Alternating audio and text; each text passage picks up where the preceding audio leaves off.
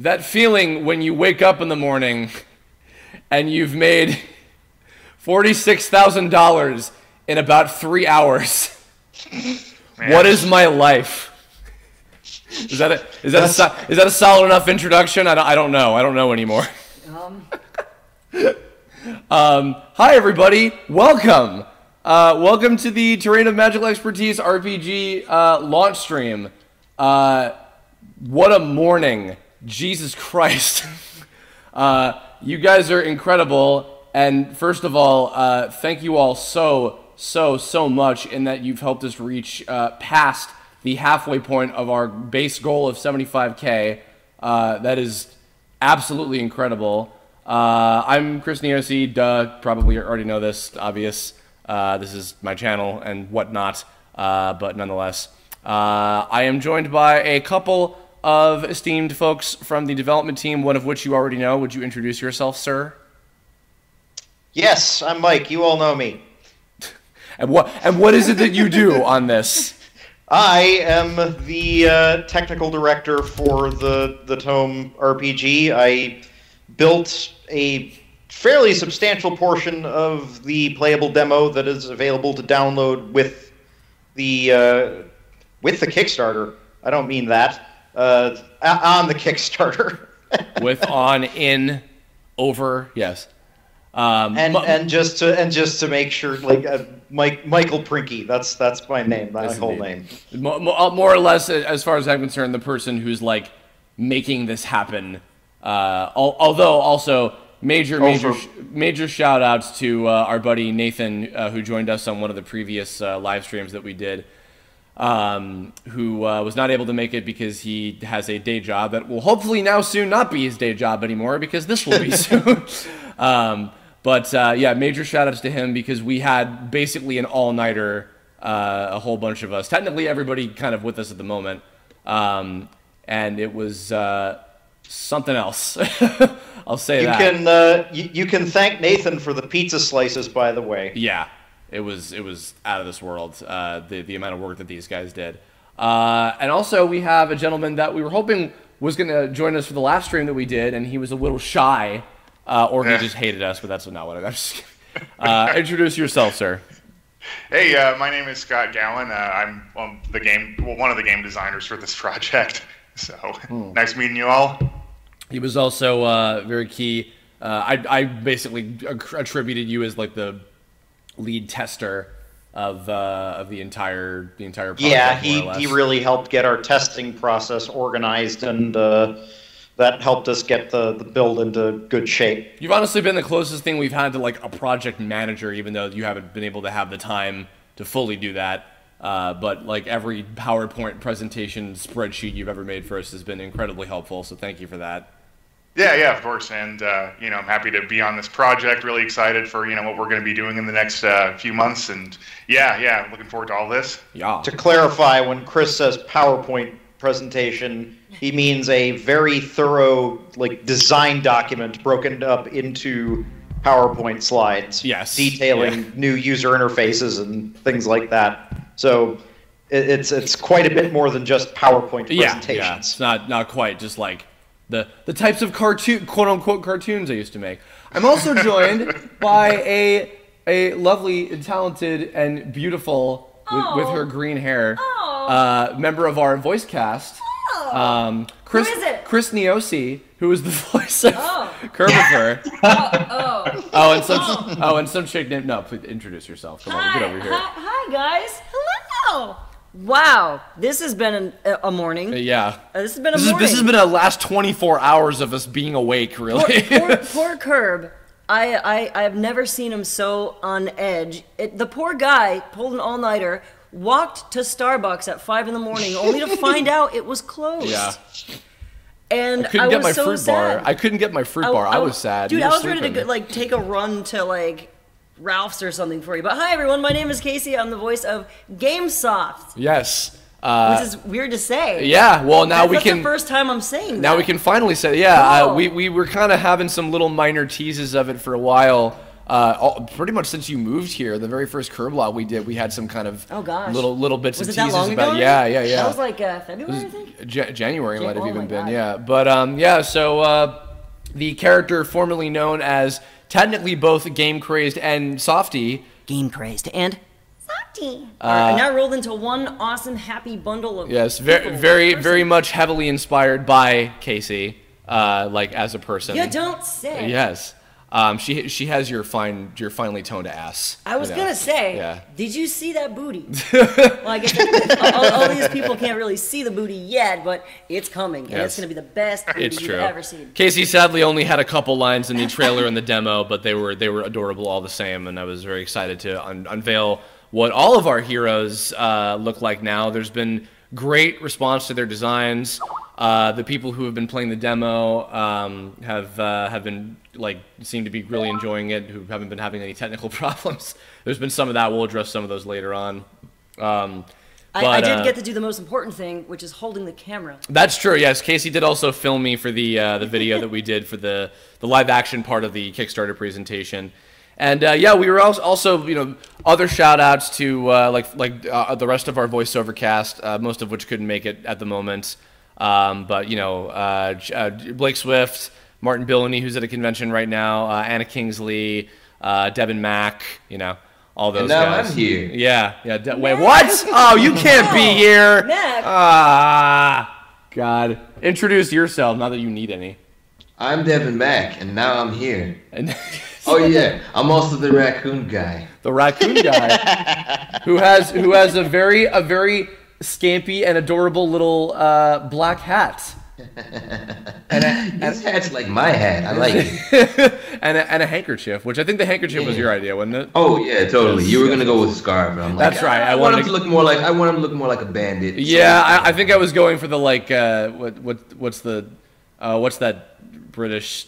Fabulous? No. You're talking about a cravat. No. Oh, what the hell is the best thief in all of London? What the hell is that fictional character?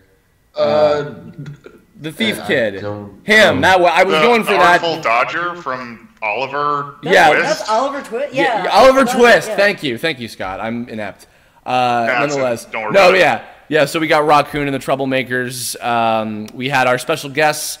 Matt Pat of the Game Theorists and Team 4-Star Takahata lent his voice for Puddin'. Or sorry, for Dumplin'. Puddin' is the girl. I'm an idiot. I'm very tired today, guys. That would be very amusing if he had the kind of vocal range to pull that off. No. By the way, just for context, Michael got a power nap a little while ago. But I did not get any sleep in the last almost 24 hours. So, but nonetheless, it wasn't that powerful of a nap. I'm right here with you. Yeah. Nonetheless, so, and of course, the rest of our crew, Kadjit and Yoav Living Tombstone, who did a bunch of awesome music, some new and some old, on both counts actually, our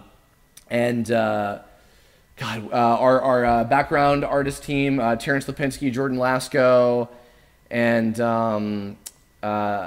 Crescent Rhodes, who all worked on the series as well.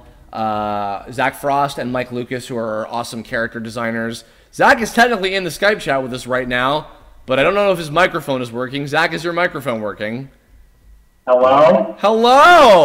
Slightly robotic. That's okay. Zach, properly introduce yourself, please. Hang on, let me fuck with this real quick. Is that better? Yes, it is. Yes. It's quite nice. And I turned my fan off. That helps. Hi, I'm Zach Frost. I am designing characters right now, actually. So if I'm a little bit distracted, that's why. That's okay. You are doing the good work. Yes, indeed. Shout outs to Mike Lucas, who redesigned our main quintet. Is that 5, right? Quintet of characters.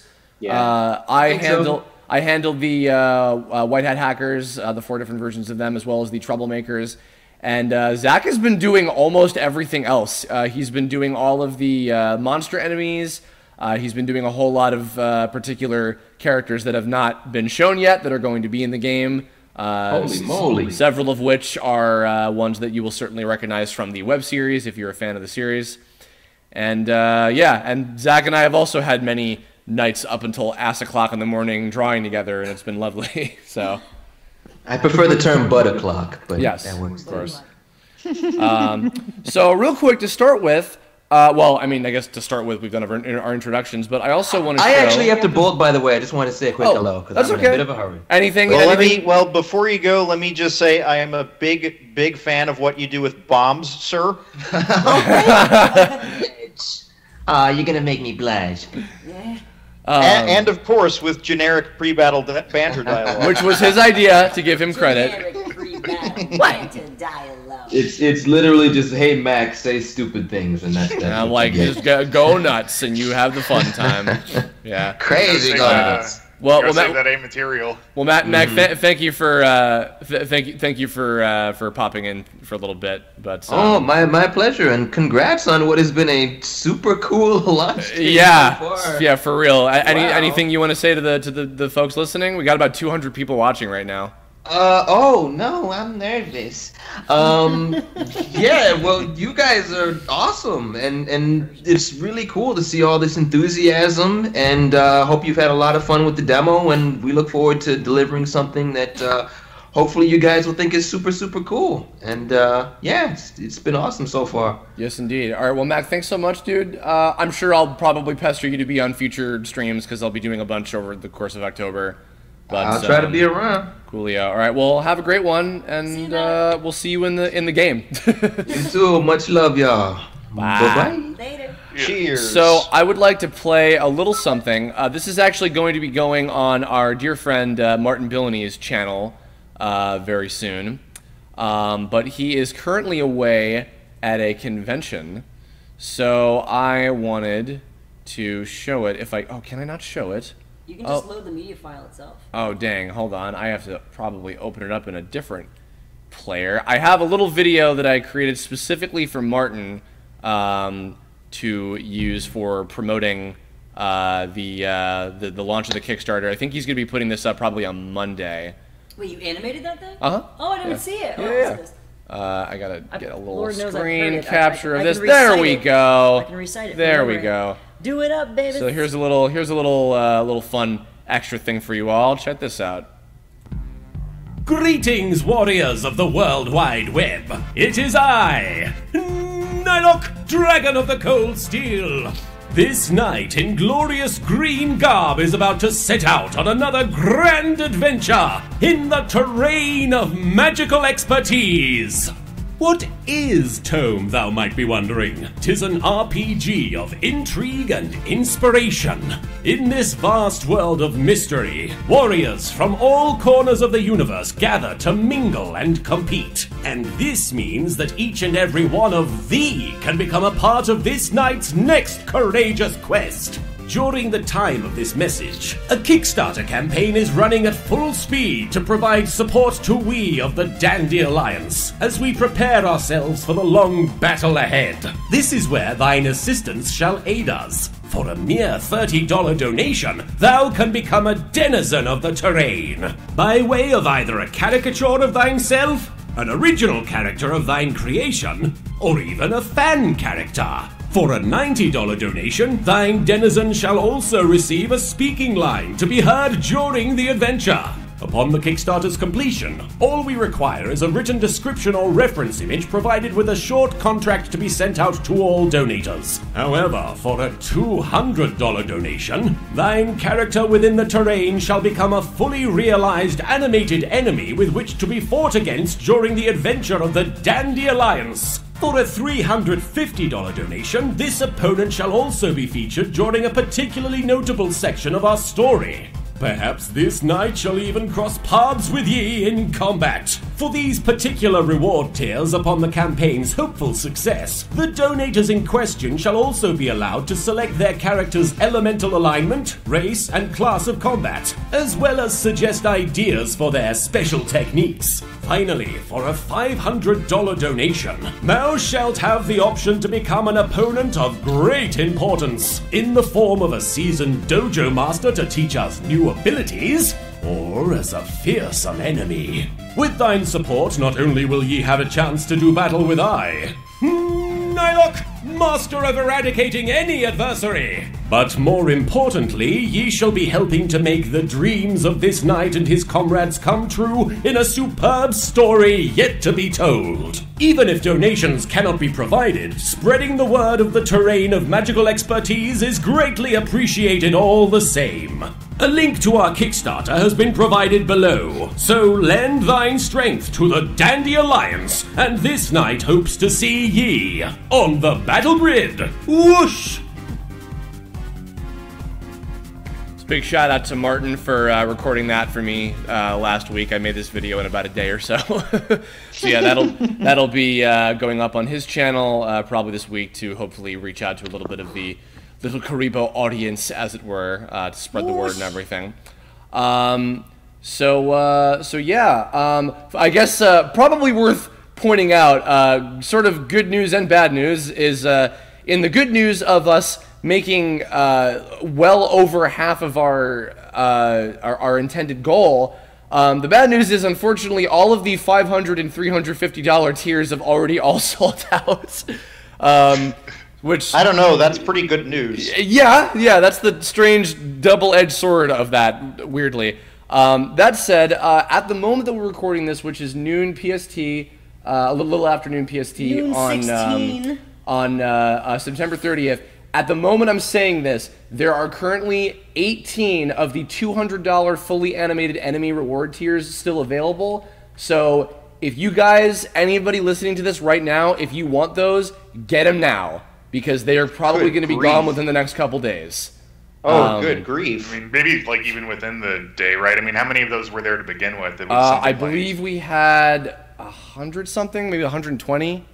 Yeah, so they're gone right now. Yeah, so you might as well, if you want to get them now, because otherwise the previous ones that are beneath that, you can get yourself in the game, but they're as background characters, and like the $90 ones you get a speaking line, the $30 ones you just get a character that will just be in a level. They won't say anything. They'll just be in the game.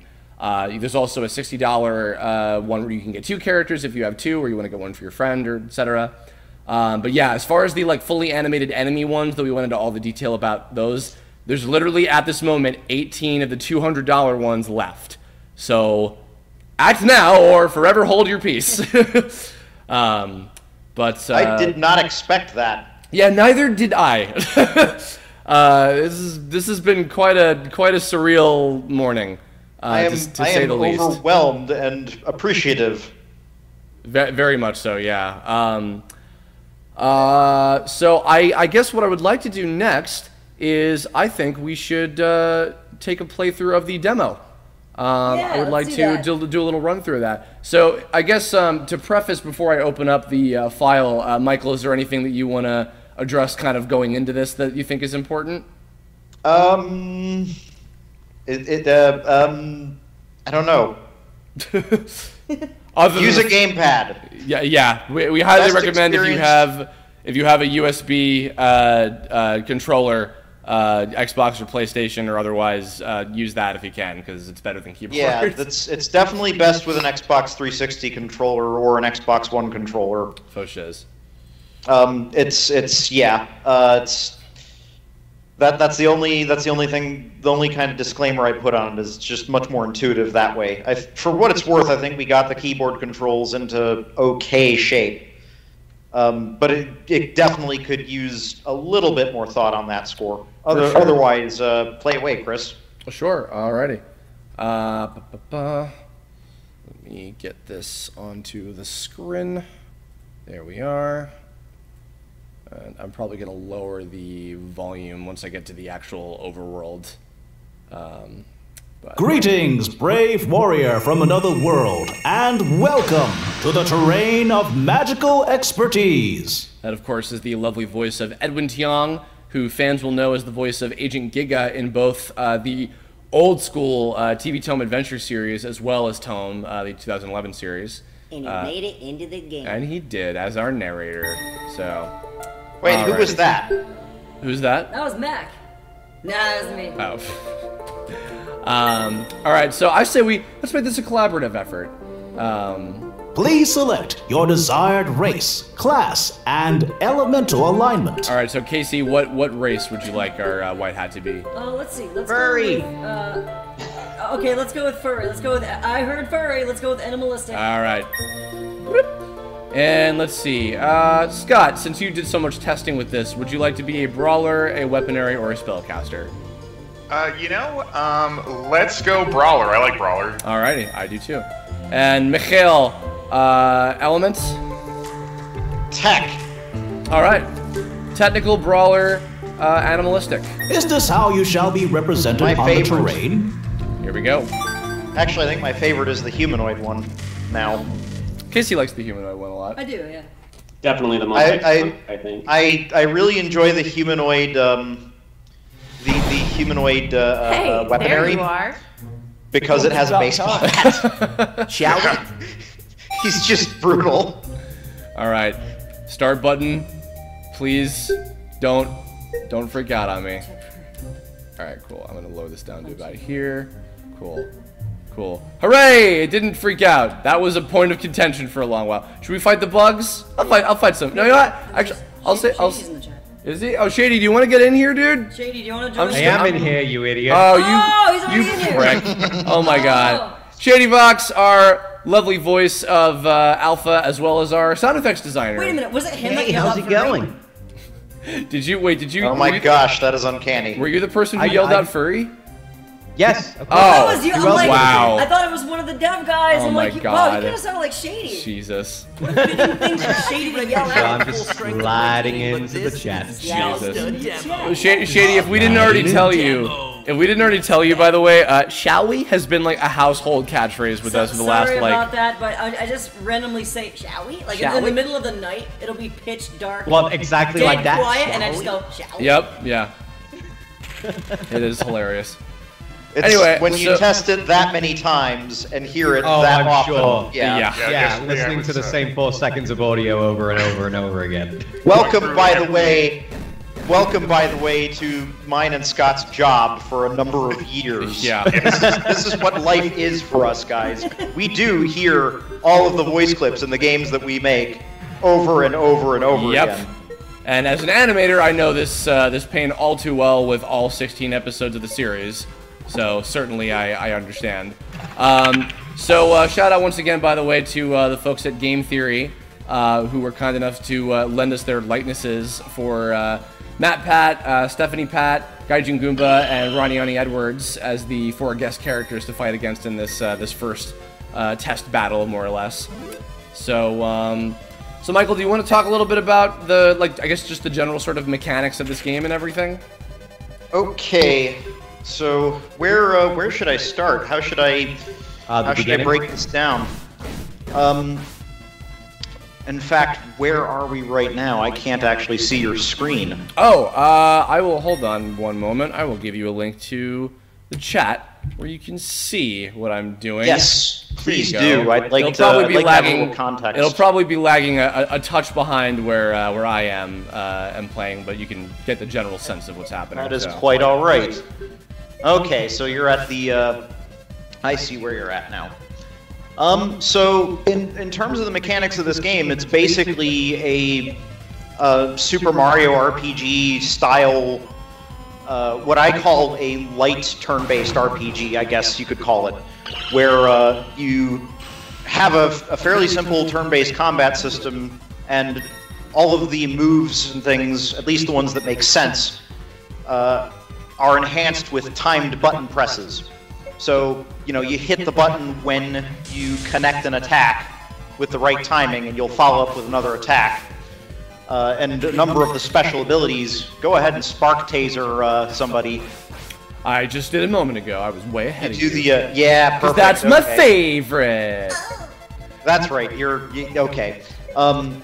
So, yeah, you get these little mini game prompts that if you hit them at the right time, or if you hit the button a number of times and that sort of thing, it'll enhance the attack a little bit and sort of bring a little bit of arcade skill into the battle system and make it feel a little bit more punchy, a little bit more visceral, make you feel a little bit more involved in the battle as opposed to just having the characters jump back and forth. And that was always that's always been a type of game that I've been a very big fan of. I don't feel that I see it very often outside of the Mario RPGs, in fact, and I think that's kind of a shame. So it was a really, really great pleasure to be able to build a system like this, you know, at long last myself. It's the sort of project I've wanted to do for a long time. Which is, I mean, we've talked about this many times on the update streams too, but that's really kind of what led us to, you know, kind of doing this project together in the first place. It was almost a year ago now, close to it, that we were talking about, like, hey, like, come next year, like, do you want to do this? And lo and behold, here we are. By the way, I'd like to, as I'm about to fight the Bollogs here, which were designed by our lovely one and only Zach Frost, he found an accomplishment in flipping them over and took a screen cap of that, and it was quite nice. So. Oh yes, that was that's one of the things that I'm the most proud of. If there was one thing that I wanted to get in that that the standard enemies were going to have, it was definitely the Bollogs being able to flip over when you guard them. I'm super fucking proud of you, dude. I mean, Zach, it was your idea. You came up with that mechanic when you designed them. Yeah, but it was just masterfully done. I love it. Well, to me, that mechanic is the thesis of the game. That is the kind of reaction I would like to sprinkle in to not just this fight, but many of the other fights. Good, I'll yeah, by all means, come up with ideas like that, because that's what makes this game feel worthwhile to me. In fact, I think I can enhance it a little bit more. You just blew right through those Bollogs, man. Oh, you did not give them a chance. No, I just wanted to light them all on fire. I couldn't help myself. Oh, by the way, I want to say, because I actually messed this up because she didn't have, like, a named character set to her. I'll talk to this gal over here. The two girl NPCs were played by our friend, the lovely and talented Kira Buckland. I just dropped her off at the airport 2 days ago. She was kind enough to do a couple little NPC bits in this. Folks, of course, also know her as the brains behind Brawl Taunts, and she's the voice of 2B on Nier Automata and tons of anime and video games and other such things. I'm gonna fight these 16 beats. Meet the beat alls. The 16 beat alls. I just say hats off to, I mean, of course you, Kurt, but also the dev team. I've seen the first build, what, like a month ago now? 2 months ago almost? And I've seen it go from that to this. And damn, you guys work fast and efficiently. This is cool. This is super cool. So as you can see, by the way, from kind of how some of these attacks are being executed. Little pro tip for those of you who haven't played these kind of games before. Basically, if you tap the action button, or the strike button in this case, for like regular attacks, right before you make contact with an enemy, then you'll do an extra hit. And if you happen to be a, if the character in question happens to be a brawler class, like for instance, our White Hat Hacker and also Alpha as well, you can do a multi-hit combo. Yeah, they can go up to 6 hits. Yeah. So they can do some pretty gnarly damage. And meanwhile, the weaponry classes can only do a 2-hit combo, but they can do like critical hits, and they have stronger attack power, so it kind of works out a little bit better for them. And then the spellcaster class can only just do a 2-hit attack, and they're not super physically powerful, but what they make up for is that they have really strong magic force, so their special techniques, like this one for instance with Alpha's Poseidon Wave, which hits all opponents with a little wave of Wouter, as fans would recognize a lot of his attacks from the show, of course. Stuff like that, or like Curb Spark Taser, which I showed before, which you press the button right at the end of the bar filling up, and it'll do a couple extra hits. We're about to go fight our next couple guest characters, which are Puddin' and Dumplin'. Spark Taser, in fact, was the very first attack to get, as we refer to it, juiced. Yeah. Where we added the camera shake and the sound effects and everything, and it started to feel really good. It's one of the most satisfying attacks, and I'm not just saying that because it's my character. Although I love Spark Taser, but I have such a hard time pulling it off. The one there's a few. Oh, go ahead. No, you go ahead. No, you. There's a few attacks that I would like to bring a little bit more of that punchiness into. Particularly, I'd like to work on the white hat hacker's abilities a little bit more, because the white hat's kind of got the shot and the slash, and that's mostly what the white hat's got at its disposal. You know, I think that Alpha and Curb and Flamey all got, you know, generally the better end of the stick by comparison. You know, not as much adaptability, obviously, but I'd love to bring White Hat up to par with them, and I'm probably going to do like a stream at some point in the future, where I'll sit down with as many of you guys who want to participate and kind of talk through fixing up White Hat's attacks a little bit. Yeah, we have a lot of plans for future streams that we want to do with, you know, kind of showing a lot of the behind-the-scenes stuff of how this whole thing works. And I will definitely be doing a lot of that throughout probably the course of got him throughout the course of the month of October, because of course I've also got my own like YouTube crap going on that I'm going to be continuing to do, and I'm going to just blast all these guys out of here, out of here, out of here, out of here. But yeah, we definitely want to show like the programming side of things, the animation side of things, the design side of things. A lot of stuff that basically, anything that isn't spoilery, we would love to showcase. That is a consistent thing. At this point, the biggest spoiler that we had to deal with was actually showing the characters. So my hands are now free.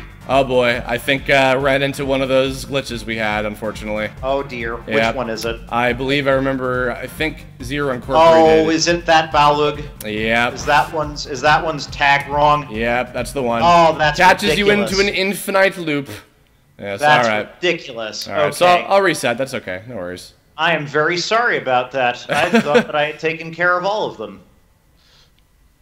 Let me, I will go ahead and edit that right now, as a matter of fact. What we will be doing is probably over the course of this week, as I'm sure people have been finding, you know, and welcome I'll let to the everyone finish terrain talking. of magical expertise. As, you know... Is there a place people can report bugs and stuff? A lot of folks have been posting comments on the Kickstarter page. Mike, is there a place in particular that you would prefer for people to, like, kind of allocate all complaints about the demo and anything to point out that we can fix for because we can just, thankfully the nice thing about this is we can just re-upload the file to our itch.io page, and people can just re-download it, and hopefully it'll be with all the fixes necessary. Good question. I think that if you leave it as comments on the itch.io, then that would be the that would actually be the preferred place to put it. Okay. I'm gonna go with the humanoid this time, and I will try a weaponry because the baseball bat is awesome. And I'm gonna be a natural type because natural's Is this how cool. you shall be represented on the terrain? So those Balugs, those got added in at like the last couple of minutes. And yep. So, because we felt like it needed a couple more enemies in it. Hey, yeah, I mean that's how that stuff goes, right? Yeah. Yeah, that's entirely my bad. It's a silly mistake. I should have known better, in fact. Yeah, I would definitely say to any folks who spot glitches and stuff, yeah, leave a comment on our on the Kickstarter page itself. I've seen a few people pointing stuff out there, or on the itch.io page. Although I think that you might need to like make an itch.io account to do that. But that's yeah, okay. So, you know what? I'll browse through both of them, and I will kind of compile a list and update the build periodically. I'm sure also probably on Twitter you'll be able to find a whole lot of stuff. Twitter is just a C, though. Well, the hashtag TOME RPG, Tome RPG is what people have been using as of this last week or so to keep track of stuff. So that's a nice place to start, certainly. Let's see. I'm gonna do that. Okay. Dang! Oh, I just messed up Steph's stream real bad. Sorry about that. And I'm messing up Ronnie. Funny thing, a lot of folks who follow me and the work of Gaijin Goomba know that we have a kind of semi-rivalry with our cartoon characters in a completely friendly sense. And we never got to have our actual, like, big battle with each other in any of our videos or anything. So this is finally the opportunity that we have to do that. And funnily enough, he actually has a type advantage over me because he's a natural type and I'm a technical type. And, you know, grass beats electricity. So I screwed myself over in that way because I decided to make Kerbifer into a part cyborg imp kind of character.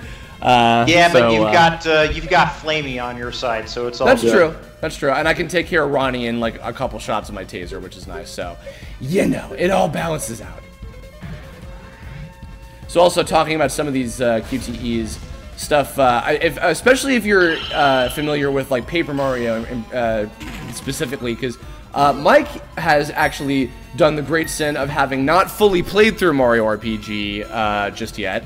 Also, by the way, I believe Datafer has just pointed out. Oh, are we there yet? Hold on. Oh, no, we're not quite there yet. Never mind. Spoke too soon. Yeah. Oh, whoops. Messed that up. Michael's not played through the entirety of Mario RPG yet. I will decree that he will by the end of the development cycle of this game. But he has played Paper Mario, the N64 one, I'm assuming, right? I've played the N64 one, and I've played Thousand Year Door. Okay, cool. And I've also played a good bit of Bowser's Inside Story. Yes, of the Mario and Luigi series, which are awesome. So a lot of Orion Discus was another one that we were like, this is also what happens when you're playing a game like this and talking at the same time. I hope everybody likes Cat Pat's little cameo appearance with that special technique, by the way. Anyway, but yeah, a lot of the QTEs are inspired by a lot of the same mechanics as those, where it's like, hit the button at the right moment that syncs up with this thing or whatever, like those sort of things. And a lot of them are tricky, and a lot of them, when you get them right, they feel super, super satisfying, and I adore them, which is why we wanted to go with this kind of system instead of the more traditional, just you tap buttons over and over, and then, you know, you do the thing. I mean, what I'm noticing even with this very early build is that the button press kind of things really make the game. Like, Sun Shotgun just was not as much fun until I got it doing repeated shots and shaking the screen and all that juicy feedback happening. Would you say that the move has weight?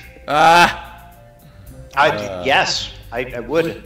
I actually would say that. All right, we're gonna fight Puddin' and Dumplin' here now. Sweetheart, do it for Daddy! Thank you very much to Takahata 101, who found time in his extremely busy schedule as of late to record, to reprise himself as the voice of Dumplin'. And here we got the advent of team attacks. Hey, we can do something like that, right? Oh boy, these were a treat to implement. Yeah, and a challenge, to say the least. This is one of those things that I always kind of, like, you write design documents for your Pipe Dream RPG fantasizing about the Chrono Trigger team attacks, and then when it comes time to implement them, most of the time people just have no idea how they would want to do it, and so Nathan and I had to put our heads together and kind of do a team attack of our own on programming the team attacks. Well, thankfully we kept it pretty straightforward for the most part, with just it takes up the turns of both folks. You know, I could do 3-man team attacks. Oh man. Ugh. I don't know what you would do with them, but I could make them. Well, that's part of the fun of the development process, because we have a few ideas for several different combinations of basically each of the different party members will eventually get, and with the exception of the White Hat Hacker, will not have any team attacks because they have something I guess we'll just say is in place of that, which we'll get to in the third battle here in a minute. But of course, the Vulcan Rocket is a special technique lifted directly from the series. They use that in the Gemini Tournament episodes, which was a really super fun, cute attack between the two of them. And so that was an easy one just to use as kind of a testing ground. But the cool thing is we actually haven't come up with the idea for every single one of the team attacks for all the different characters yet. So, I know, I only wish that Puddin had a sound clip of Amanda Lee going, but sadly there's no in-battle banter like that, nonetheless. Yeah, so that's going to be exciting coming up with, oh, what is, like, Flamey and Nightlock's attack going to be, and, like, Kerbifer and Gamesoft's attack's going to be. I say that, although knowing I know what their attacks are going to be so far, so, ha ha ha. But anyway, yeah, this was definitely something. This was one of the last things that we fully implemented in, but I was very happy that we got to show it off as something cool. And as you can see, they hit very hard. And I do love the when players die, they become little floaty ghosts. That was a cute little thing. That actually, that took a long time before it materialized. Yeah, it materialized. I was putting that one off for a long time. It wasn't that it was particularly difficult, it's just that it was a very easy, simple thing to implement, and you often end up overlooking those. The ghost thing actually was an idea that I completely ganked from Mike Lucas from many years ago. I'm talking like elementary school age with him and I, where that was a joke we had, like probably inspired by DBZ, where like when characters die and they have like halos or they have little spirit forms or whatever, we thought it was funny if like a little like cute anime ghost would pop out of somebody when they die to like make light of you know, something tragic. But and of course here we have the best character in the show. I mean the game. I mean the show. What? You think I'm gonna waste my game material on a demo? The game show. Let's go. But so this was actually, I was just talking to my buddy Joshua Tomar a couple nights ago. We were hanging out with him, and I was telling him a little bit about this mechanic right here. So this was actually one of the things. I don't think I talked about how this originated in any of the streams that we did previously, but the thing that kind of inspired this idea was in my quest to basically make, when we decided to do a turn-based RPG as the genre to go for a Tome game, I really wanted to have something that would just not literally have it be a RPG with Tome characters. I wanted there to be something, excuse me, more to it than just that. You know, that would really help, excuse me, that would really help like separate it and brand it as unique, you know? Because it is really easy to say, it's just going to be a Mario RPG with Tome characters, but we wanted some unique things to it in particular, and so one of the things that we're exemplifying in this battle, for instance, is the hacking abilities. Both the Black Hat hacker characters, such as Raccoon and his posse, the Troublemakers, who are hackers that use their powers for bad during the Campaign of Champions, which is the big kind of plot setting, I guess you could say, for the length of the game. And so we wanted to have this thing where the player character is a white hat hacker, which is something I remember learning about, I think in either middle school or high school maybe, where basically it's a hacker who uses their powers for good, which I found to be just in and of itself a really interesting concept. And so I thought, okay, so what if the characters like Raccoon and perhaps some of the other familiar bad hackers that you might know of, you know, what if you have a character that could combat them directly? Because as I've mentioned in some of the other streams, in this version of the story, we are actually foregoing the sci-fi aspect. So I can say flat out, you know, as a, not really a spoiler because it's something that won't be in the game, is we're not going to have stuff like the forbidden power or the virus. We want this to be a little bit more of a human story, and we're not going to have any of that kind of stuff like you would expect from the series. But as I'm going to exemplify here with the hacking ability, so refresh, and this even looks like a hacker's window sort of thing. So this nullifies Raccoon's Black Hat ability, which is making himself untargetable. So in a scenario where, say, if you defeated Archie and Skate and Raccoon was still there, you wouldn't be able to cause any damage or do anything until Whitey down there, not to be confused with the other character named Whitey, would be around to undo his cheating ways, more or less. And of course, you know, when he's available to attack, he will let loose with a ton of explosives, because that's what he does, because he's Raccoon. And I'm just gonna go ahead and revive Curb down here, because I need to be alive for this. Archie's so cute when he baps me with his bow. Yeah, so this was these were just a whole lot of different concepts that we wanted to showcase as many of as humanly possible for this demo without overloading ourselves. And originally, when we first started working on this, we weren't even thinking we were going to do a demo. We really kind of wanted to just get an internal one of just like programming the characters and making sure their attacks worked and everything. And I gotta say, I am incredibly happy that we ended up doing far more than just that, because it was really kind of a godsend that this is like a big part of you know, the whole production, really, like having you know, like a full you know, example of, hey, this is what the game is going to be like, you know, like, because it's as a lot of people can probably, you know, attest, it's hard to sell people on crowdfunding games sometimes these days, unless you really have something to show for it. You know, so I think that in the long run it was a good idea, definitely, that you know, we decided to go this route and have a full demo like this to showcase. And so far, you know, minus the technical hiccups here and there, people seem to really dig it, which I'm extremely pleased about to hear. So, but I've talked for a billion years. Somebody else say something, please. Unless I've lost you all, I hope not. They're just shy. I hope so. Are you guys still there? I hope. Defibrillator is my favorite resurrection ability. Thank God they're alive. There's a very long pause of silence. Did you just use a defib on them to get them to speak? No.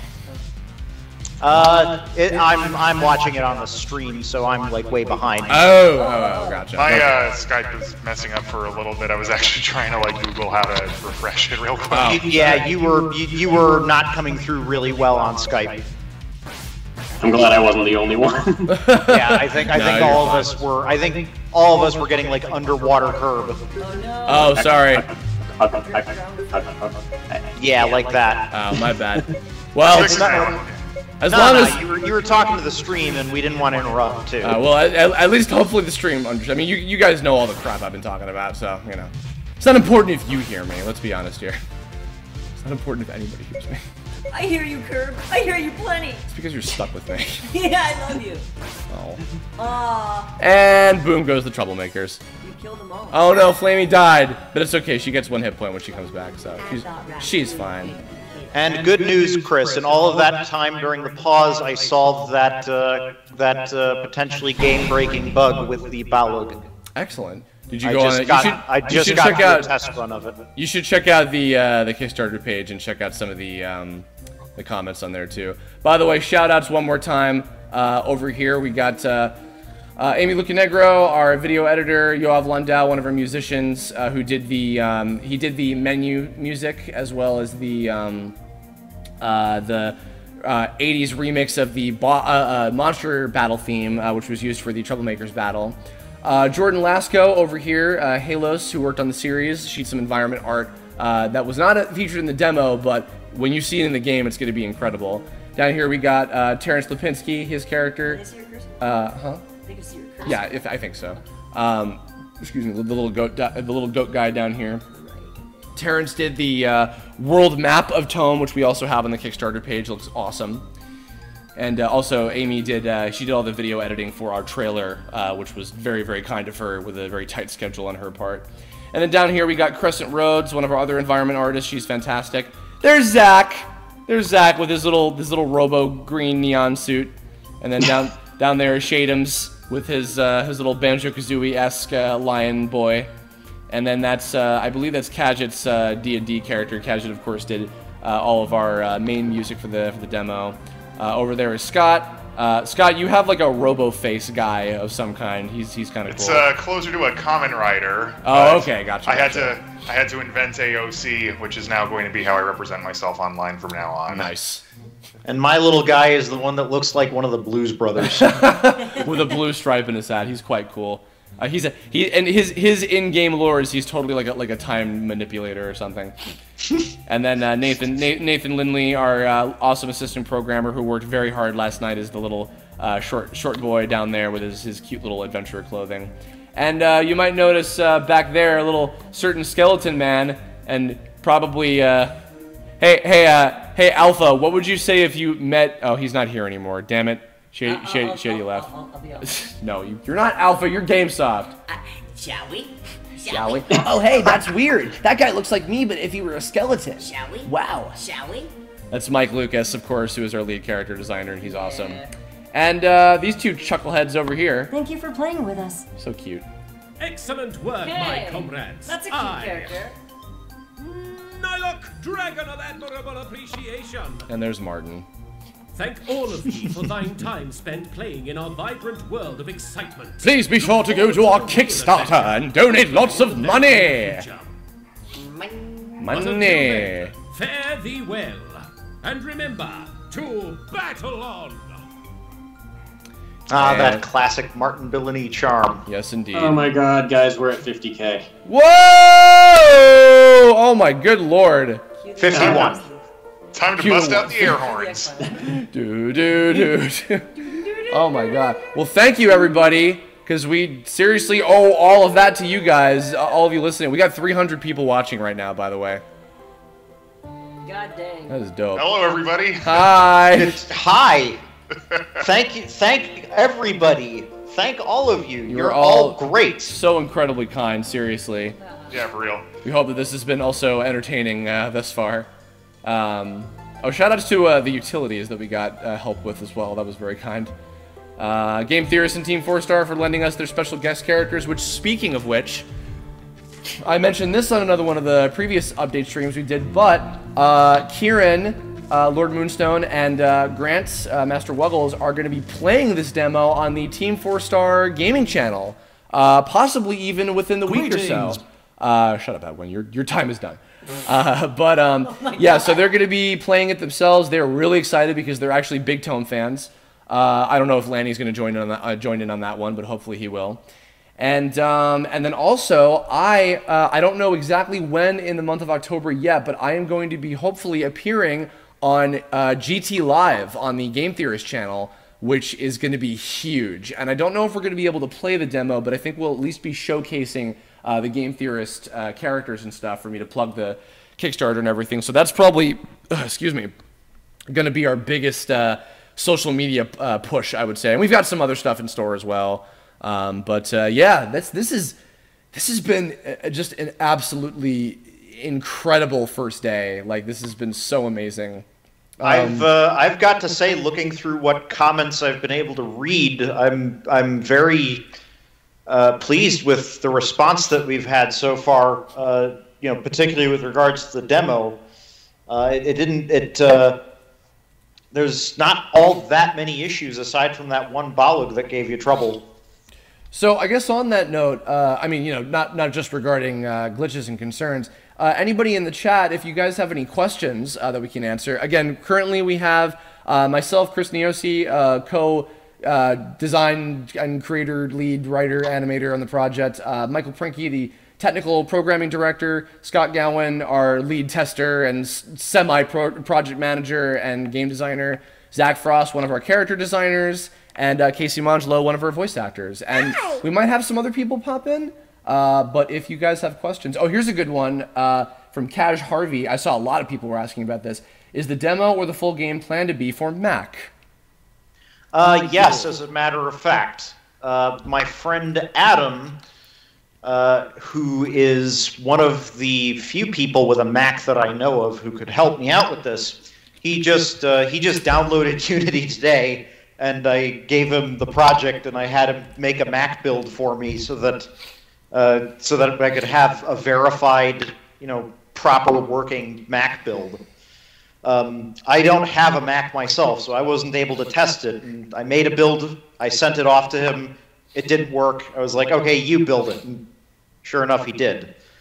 So I'm actually going to update the available files on the itch with a Mac build very soon. Yes, and also with some updates after the feedback we've gotten, which, by the way, not a question, but Zach Dude pointed out another glitch that he found. If you bring up the menu in front of one of the bee enemies and he touches you, it freezes the game.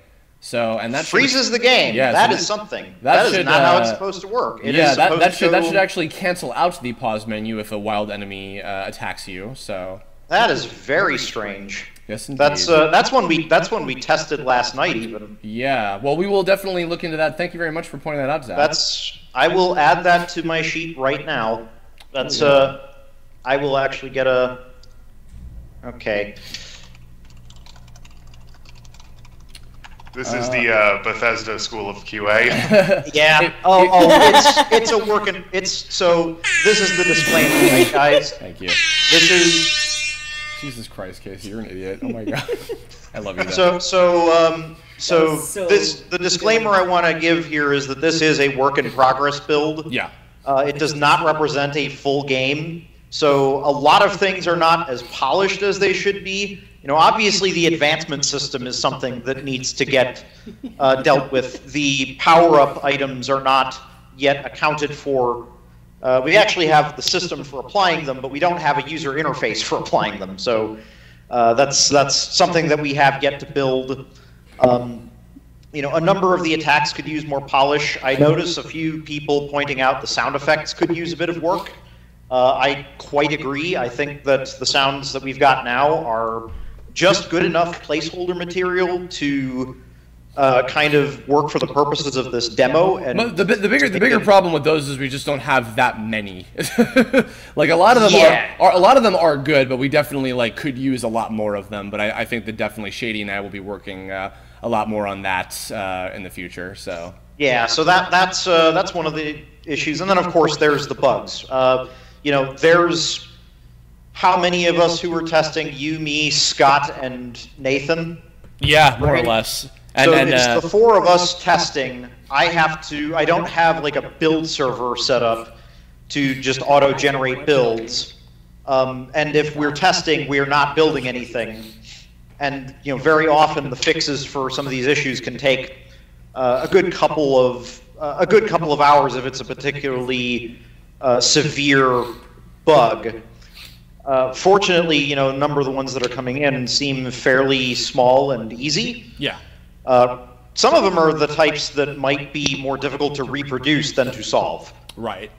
You know, those are the ones that you need to spend weeks and weeks and weeks doing QA in order to work out. And then there's, you know, certainly a need to optimize this thing. There has not been an optimization pass at all, so it wouldn't be terribly surprising if somebody, you know, hits a snag in memory or something like that. If they're working on a really, really, really old machine anyway. I think that the entire game is only, you know, hovering around 300 megs worth of size, isn't it? Yeah, I think actually, I think it's only a little over 200, if I'm remembering. Yeah, right. I think it was like a 222 from what I downloaded yesterday. At least the zip is, but the whole thing might be, you know, a couple of gigs. You've got some pretty large images in there, Chris. Yeah. By the way, so we do have to think about things like how we're jostling these assets around. Yeah, and I know that the character creator to game takes a bit too long loading, and so you know, that's something that I've got my eye on. Right. So there's a lot of these issues that we absolutely do know about, but just we had a deadline we wanted to hit today, and this is a demo. This is not the complete product. It is meant to give you an idea of the direction we're going in. It does represent a huge amount of the principal work behind the game. 9 months of work. Solid months of work. It represents basically the foundation of the product as we move forward with it. So I apologize if I'm stammering a lot. No, you're fine. I had another question. I am on 45 hours, or 45 minutes rather, of sleep. So I'm on 0, and I know your pain. Casey just commented on how fucking bloodshot my eyes probably look right now. Anyway, let's turn it back over to the commenters. Sure. I've kind of hogged the floor long enough. No problem. I had a good one for Scott to address, because you've been doing some work on this. This was not something we had as a feature in the demo, but a major thing for the game. King Heavy asked, is there an experience system in the game as of right now? That is another thing that we want to brand this game uniquely with, is that there is not a traditional leveling up experience points system in this game. And that's actually one of the things that Scott has been very heavily involved with the design of. Do you want to talk a little bit about that? No, because I'm enthusiastic about this system. So what we have in mind is some kind of power-up system. I say some kind of because we don't actually have any official branding on that just yet, right? Like nothing. Other than just basically referring to these items and questions as power-ups, which I will bring up the actually very nice-looking mock-up for it just being a mock-up that Scott made that I then implanted some cute little icons representing certain of these things you can equip with. But go ahead and talk a little bit about this. All right, so the idea is that you can see on Kerb's character page on the right there are 10 slots for power-ups. We're still kind of toggling and figuring out the exact amount of power-ups equipable to a character at once. But the notion is that you'll be able to collect various power-ups over the course of the game and then equip them to characters, and that effectively becomes the character's level and stats. You know, Tome is a RPG or an MMORPG, so the assumption is kind of that all of the characters are max level or have kind of, are on the even playing field. And so any sort of power they acquire is through the items they get and like the gear they're, rocking and, power-ups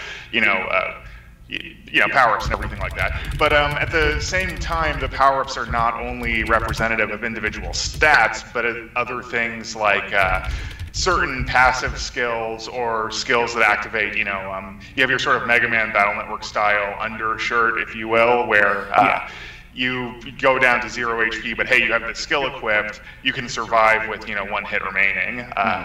Things like that. And we're kind of, experimenting with them and figuring out how we're going to distribute them across the game. For the most part, from a very basic standpoint, for instance, so it's actually more that the in-game currency, which, funnily enough, we don't actually have a name for yet. We haven't identified like what the currency of Tome is yet. But it's actually more based on making money and then basically being able to save up and buy bigger and better power-ups as you continue through the game. So in place of like, I'm at level whatever, it's like, oh no, I have a plus like, 300 or whatever, like hit point thing or something like that. That sort of thing is sort of the thing that takes the place of a traditional leveling up system, because the whole idea that I have behind that is, and much like in the series as well, even though these, I would say that this universe is probably the most like an actual MMO compared to TV Tome Adventures or the 2011 Tome series, in that I prefer there to be a sense of like, if this is a universally, accepted and played game, it would be cool if there was a way for everybody to have basically a fair shot, and it comes more down to skill than like, time and investment in money or whatever. So it comes down to you are rewarded for doing well, which is also, this is a little off topic, but that's also part of the kind of unique thing we wanted to brand about the game, was that you're rewarded for trying hard and doing a good job and doing well from like trying hard during the story events and and during the fights and everything. And then that is what allows you to progress and get stronger and stronger. But I digress. Sorry, continue, Scott. Oh, I guess that's pretty much everything. The one other system that we're kind of experimenting with is, because, there's a lot of icons on screen here. May not exactly be fun to micromanage all of those constantly. But one system we've been talking over is also sort of using build templates where characters can, after you defeat like maybe an NPC in battle or something, they can tell you about a certain build they've been using, and then what can happen is if you have all the appropriate power-ups, you can just kind of equip those all to a character at once.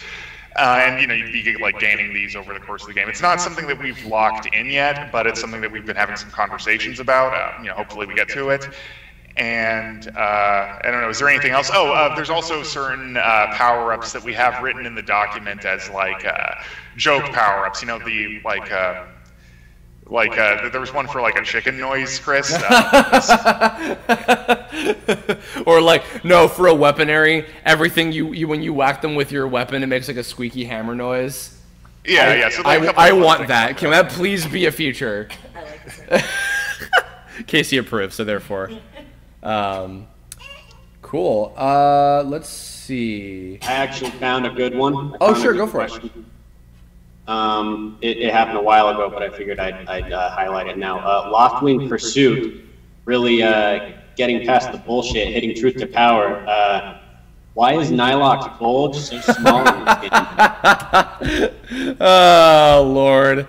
God almighty. Listen. We tried to still pay very special attention to that area as much as possible. It was very important to keep the integrity of Nilok's crotch, but also Mike gave him some very, very nice looking armor. So I hope that you won't all be super sour about the lack of crotch plate.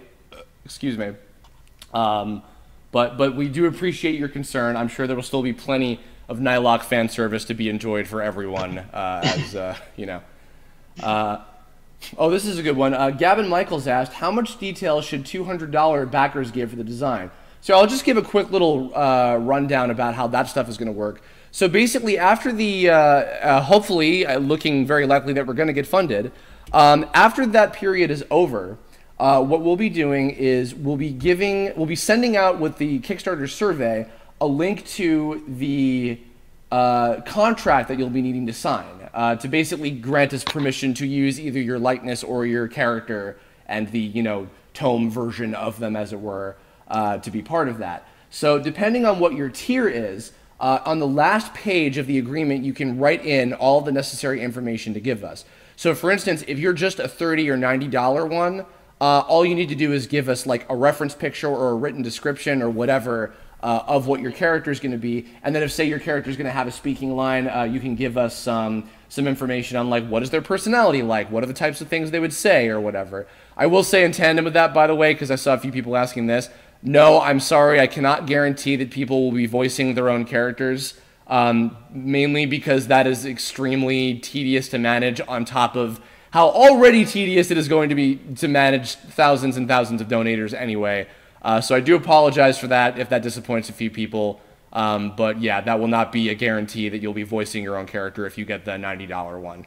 But to answer your actual question, any of the $200 and up ones where you'll have a fully animated enemy, for all of those, the way it works is that you'll give me not only any reference pictures or written descriptions, you'll also choose between what race, class, and elemental alignment that you're going to be, which of course the choices will be on you know, the Kickstarter page to say what you want to be. And also I would suggest having backups just in case, you know, maybe we get like one too many humanoid technical weapon areas or something because too many people have laser swords or whatever, you know. In that kind of case. And then also for the fully animated enemy ones, you are allowed to give suggestions for what their special powers can be, what some of their attacks can be. I can't guarantee that absolutely every single idea will be used, mainly because we have to make sure that everything fits within the scope of the game itself. Like, most of the enemy characters are probably going to have maybe like 2 or 3 attacks each.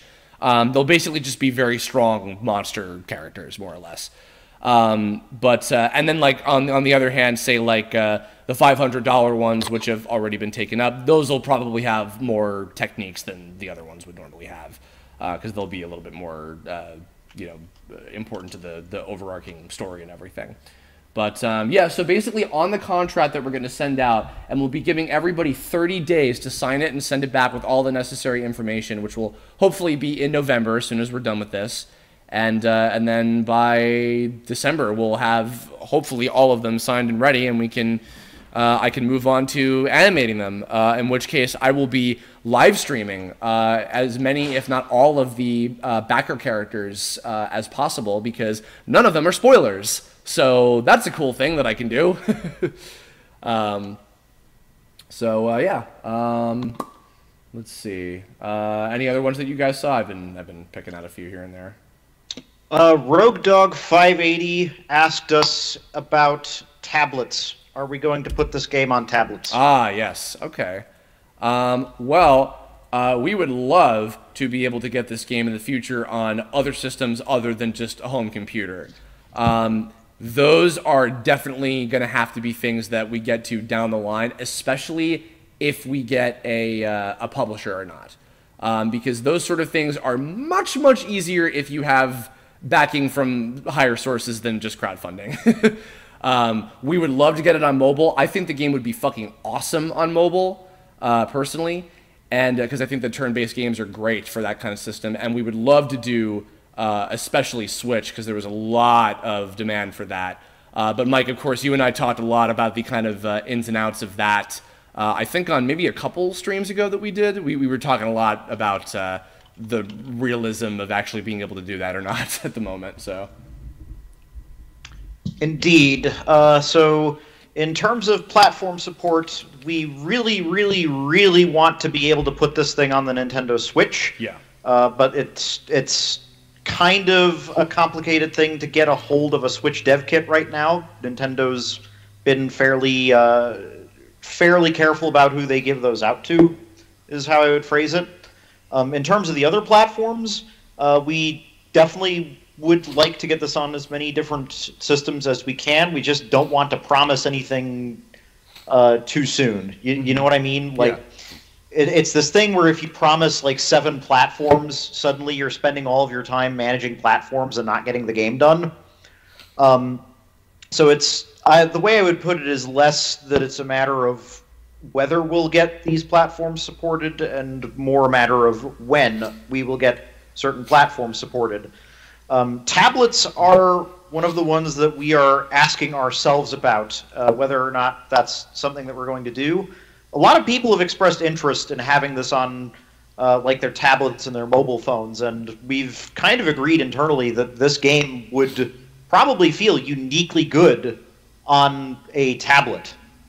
Also, kind of with that said, also, we've actually, though we don't necessarily have any particular platforms planned, we are thinking ahead as far as designing our UI elements and making sure that we can easily port the game if the opportunity arises to do so. I went back and designed or redesigned that menu we were showing earlier to accommodate UI or to accommodate mobile touch, and we're definitely keeping that in mind as we make our elements and things like that. Yeah, I mean, yeah. I think that probably most indie devs, would hope of getting their stuff on consoles. So if they can, I'm sure they make a lot of similar preparations. So good on you for that, Scott. Appreciate it.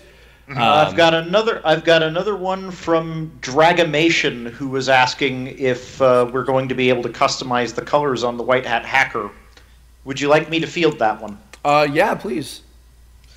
So we actually have the shaders necessary to do palette swaps on characters' sprites.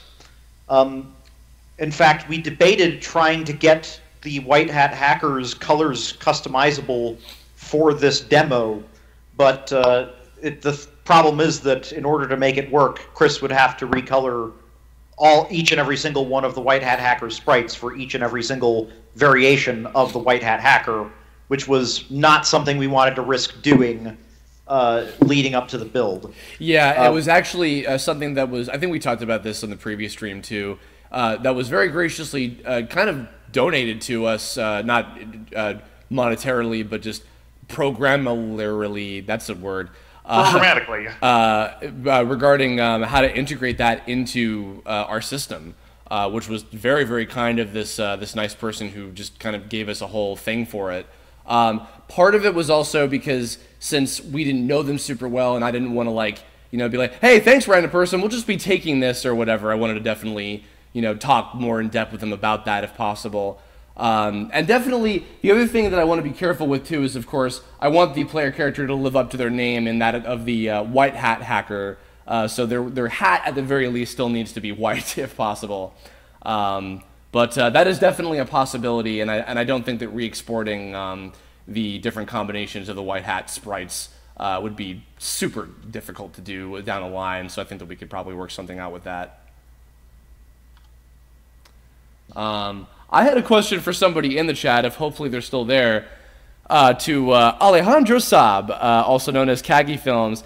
Hey dude, would you like to play the game on your channel? Because that would be cool. I mean, shrug. After we get the next build a little bit updated from some of the glitches that we've learned of. But you should totally play it, you know, and stuff. Just putting that out there. Casey's actually been a long time fan of the series, which I very, very much appreciate. And yeah, and go check out his stuff if you guys have not. Kagi Films, he's cool. Anyway, sorry. I've got one from the Supermaster Sword here. Go for it. If I increase my pledge to $260, can I get myself as an enemy and 2 friends as background characters? So here's the thing about this. I've gotten a few questions similar to this in different ways. So the reason that we opened up the $60 one in addition was for people who have been asking, hey, I'd like to have 2. So I believe the way that Kickstarter works is that if you have an account, you can only make 1 donation and therefore only choose 1 donation tier. Now that said, if you make a separate account and you know, buy something else that way and donate, you know, I think that there might be a viable workaround that way. In fact, actually, I believe one of the people who got one of the higher donation tiers did exactly that, where they also got a $60 tier through a separate like credit card or account or whatever it was, so that they could get 2 of their friends' characters in the game with them.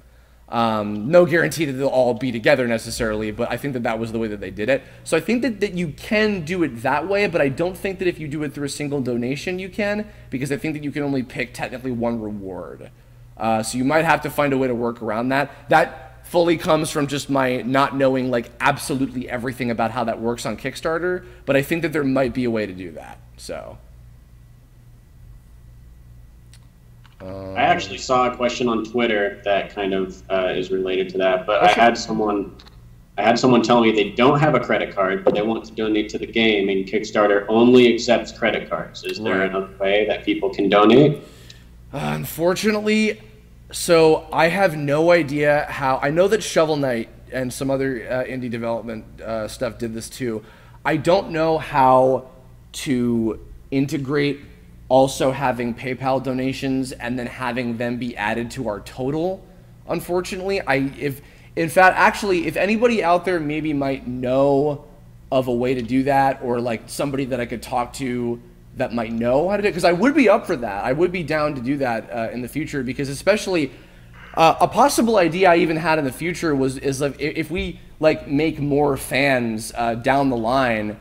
That's part of the reason why I opened up the Tome Season 2 GoFundMe a while ago, was because as we were doing Season 2, we were getting more fans of the show, and they were like, wait, you had people like donate and they could be in the show as background characters? I want to do that. So I reopened it back up for people to be able to donate again. So, you know, we'll probably be working on this project for at least the next couple of years, I would say. So in that time, I would certainly be open for, you know, people to donate through PayPal or something. I just don't know exactly how that would work just yet. So it would have to be looked into a little bit more, but I would be open to it. I just have to find out a little bit more information. But if anybody out there maybe knows of somebody that might be a good person to ask about how to do that, let me know and shoot me a message on Twitter or something. So. Let's see. So all the games asked us about stretch goals. Ah, yes. Okay. So what I said to that is we will be discussing those within the next couple of days. We did not expect the first day to be this active. Yeah. You know, the general plan is that any extra money just goes towards expanding and solidifying the team. Like, I want at least one more programmer on this. For instance, I'd like to have I'd like to have different programmers dedicated full-time to specific subsystems or areas so that, it'll help make sure that we get everything on time, and it'll help make sure that everything gets polished to a certain degree. Yeah. If, like, I was the only full-time programmer working on this project leading into this demo, for instance, and to give you an idea, the original time estimate to build this project, as you see it today, was something like between 2 and 4 months. It turned out to be more like 8. How ignorant we were. because as the sole programmer working on this, if I ever got sick, or if I ever had to do some moonlighting in order to pay my bills, then that was a tremendous interruption to the momentum of the project. Having more programmers means that we won't suffer from interruptions quite that badly. That being said, the resources that we're already getting go a very long way towards helping with that as it is. Still, it'll help us to get better quality artwork. It'll help us to get, more heads in the programming pen. All that kind of stuff. Apart from that, stretch goals. Yeah, we really need to talk about that. Yeah, for we sure. We need to think of a couple. So if you've got suggestions, I saw, what was it, Sonic Ninja, something like that. Mm-hmm. Somebody up there. Let me see. Well, while you look for that, I will say one of the things actually Ninja Sonic. That's who it was. Ninja Sonic brought up the idea of like alternate outfits, right? And I was saying in the chat, we don't really have plans for that. But if we can introduce like a couple of things like that. I might be. I had an idea of maybe something like, I don't know, like the web series design version. I mean, granted, I think that these versions of the characters' designs are like the best they've ever been because Mike Lucas did an amazing job on them. But I mean, it could maybe be cool to have like the series versions of them or something like that as optional outfits or whatever. At least the color scheme. I mean, yeah. We've got the systems necessary to do subbing like that with the White Hat Hackers alternate forms. It wouldn't be that big of a stretch to adapt it to the characters as long as you were able to animate them. Yeah. And surely if we reach a certain goal in excess of our in excess of what our base fundraising goal is, we could probably get something like that as a stretch goal. For sure. Actually, one thing in particular two particular points I want to bring up regarding this question because it's a good question. So I kind of implied a little bit about this in the ad video that I made earlier this week, like announcing that we were going to be putting up the Kickstarter on today. Was that we were actually hoping that we could reach something more like 100K, which now I actually think even more than ever might be totally possible, the way that things are already going, God willing, I guess. Because I actually think that, in truth, 100K would be a much, much nicer cushion for us to have in terms of a budget, and even if it was a team as small as this, and plus if we had one extra Unity programmer on board as well, is what I would love. And then beyond that, any extra money that we make beyond 100,000 would be towards anything extra. And speaking of that, the second thing, we have not talked a whole lot about this thing, and I'm not going to go too far into it, but I will say that there's a couple other particular mechanics, I think is the vaguest way that I can be about it. Certain very specific things that would happen during parts of the game, special types of gameplay that I think would be really, really cool to integrate. But because they're very different from a lot of other stuff that we already have, I don't want to jump the gun on them, and I've even been so far as to say if we need to cut something, those are something that could go because they're not imperative to the game necessarily. So especially if we go over, beyond what we were asking for and even beyond what I was hoping, which was 100K, then that would also make that stuff go a lot easier. So in a way, they're almost kind of like internal stretch goals, but I don't want to go too far into them because in case they end up getting cut, I don't want to be like, this thing, oh wait, no, never mind, we're not doing that anymore, you know what I mean? So I don't want to get people's hopes up for something that isn't guaranteed 100% yet.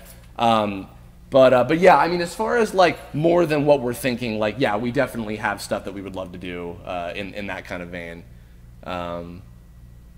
Let's see. Any other ones that you guys caught? I've been kind of... Alex Triom 064, there will be more than one save file. Yes, and actually the way that saving works in this game will also be particularly unique, in that there are consequences, real-life consequences to things that happen to you, where let's just say you can't always just like, oh no, I screwed up, I'll just go back to the save point and, you know, do a temporal do-over. It's like, nope, you have to live with your mistakes. So here's a good question. Sure. He's apparently asked it 5 times. Sea Freezer Burn Sea. With the power-up system, how will you be balancing damage between players and enemies later on in the game, aside from being forced to boost all stats? So this is something that Mike and I have been talking about a lot, because even on the demo, you know, we were definitely trying to find a healthy balance in even just the curve of power. We're only just starting to find the way to balance the numbers in this game. In fact, you know, it's been in roughly this shape for about the last, you know, couple of weeks, to where we have this sizable base of finished enemies that we can fight. And so you'll notice there's a big disparity between what it's like to fight the standard enemies and what it's like to fight the enemy players like Puddin' and Dumplin', who can just take a whole heck of a lot more punishment and have much higher defenses and all that sort of stuff. Truthfully, we need to experiment with the balancing. We need to do a lot of like just trial and error testing in order to get the base under us of how to do that. That's kind of why power-ups are not in the demo to begin with. Yeah. Is because we aren't actually sure how the game is going to change when that gets put in. Like every incremental change we've done to the special abilities even has had a huge impact. Like there was one day when we added the elemental alignments and that had a big impact. There was one day when I changed the system to where instead of abilities, you know, multiplying by your magic attack power, they would actually add something to it. They would give like a bonus to your magic attack, and that would be the damage that an ability would do. And like just little changes like that have a profound impact on the game as it is. And we certainly have a lot of planning we were taking care of vis-a-vis spreadsheets and talking and like looking at. One of the things I pulled was actually just like the literal like raw stat breakdown from Mario RPG, just so we could take a look at what each of the level ups were like in that game and where the curve happened and stuff. But with that all said, it's like Mike was saying, that doesn't translate into fun necessarily. We need to actually implement and balance it just through testing. Like I will level with you guys here. The design is not completely 100% solidified yet. It's solidified enough that we have the flow of everything down. But we aren't completely sure that the health numbers are going to stay in the lowball range that you see in the demo. For instance, you might see 10s instead of 1s in the future if we find that that's easy to deal with. You know, that's those kinds of numerical changes are something that we're going to be doing a lot of, especially in the next like month or two, I think. So like we'll definitely keep you up to date with how the balance gets fixed, so to speak, as we proceed. I think that's where the Kickstarter updates come into play, right? Where we want to do a couple of updates. What was your projected like number of updates per month or per week, Chris? I would love to do at least like 3 or so. You know, I plan on doing stuff like character breakdowns, like info about the individual members of the Dandy Alliance and things about the world and stuff like that. And then also just having updates about what we're doing, because of course we're going to still be doing some work. Although I literally opened up this morning when we launched, I was like, Mike, you deserve like at least a full solid week of not doing any work on this for the amount of hours you've put into this shit. Well, I'm going to be fixing up the build and trying to address bugs as they get reported. So I'd like everybody who plays this demo to have the best experience they can. But of course, yeah. But anyway, so like. Go ahead. Let me just reiterate here for a moment the question I was asking, though. After the Kickstarter finishes, like how many updates per week or per month are you hoping that we do? I mean, at least once a month, if not more. I do not want to be. I should hope more often than that. Oh god, well, because here's the thing: the biggest consistent update type of update I'm going to be doing is streaming, because especially once we get the donation characters all brought in and everything, I'm going to be doing that stuff all the time. I don't know if it's going to be on YouTube or Twitch or Picardo or whatever. I'm not entirely sure about the specifics of that yet, but that I will be doing like multiple times every single week. As far as like bigger like update posts and stuff like that, definitely at least once a month, if not more. I think that's the way that we want to keep all of the backers looped in on design changes as they happen. So right. as we update the spreadsheet numbers, so to speak, of how combat gets balanced, that's how we're going to relay to you the changes. Yeah. And kind of philosophically, the way that I want to approach releasing information to backers is to try and be very, very transparent about it. In my mind, the backers on this project are basically like investors. And so you guys should be privy to information that we wouldn't necessarily release to, like, that we wouldn't necessarily release to the public for fear of, like, spoilers or that kind of thing. Right. Yeah, I mean, I'll definitely be showcasing more of the new characters and things, but definitely, like, more in-depth story information we'll be holding off on. Real quick, by the way, sorry, just because she's been waiting for like a year. Casey is about to head out somewhere, and she just wanted to pop in and say something. Yeah, I was gonna head out step out for a few minutes, but I want to say how happy I am that this is successful, and thank you to congrats to Curb, congrats to the dev team, well deserved, and thank you to the backers. And you know how happy I am that I can finally have GameSoft as my Twitter avatar. Oh yeah. I will say too, just real quick while we're on the subject of you. Casey's been incredibly helpful with the development of GameSoft, because we've written about the first 2 full chapters of the game, which is almost like half the entire story. And GameSoft is a character that we've put a lot of like very special care into, and we've done a lot of really cool things with her. And you know, the character was. This new version of the character was basically inspired, by Casey, and she's just been very helpful with like taking care of a lot of her dialogue in almost a similar kind of way to like how integral Mac has been to like developing Raccoon in that kind of way too. So you know, not stuff that you guys have gotten to see yet, and you will be experiencing soon. But I wanted to really give her a lot of credit for that. That like she's helped really make this character. I guess I'll just say that art imitates life, and I think you guys are going to be pretty happy with the dialogue. And also, oddly, life imitates art. Life imitates art as well. So I'm a little less purple, but... That's true. You're a little more green. I'm a little more green, but, you know. All right. Get your gross ass sandwich. I'll go see you in a bit. Bye. Do you want anything? No, I'm fine, thank you. No coffee? You look like... No, I'm good. I'm good. I'm gonna take the biggest shower followed by the biggest nap in all of humanity after we're done with the stream today. Nonetheless, kind of also on the bit about development too, with like the power-ups and things.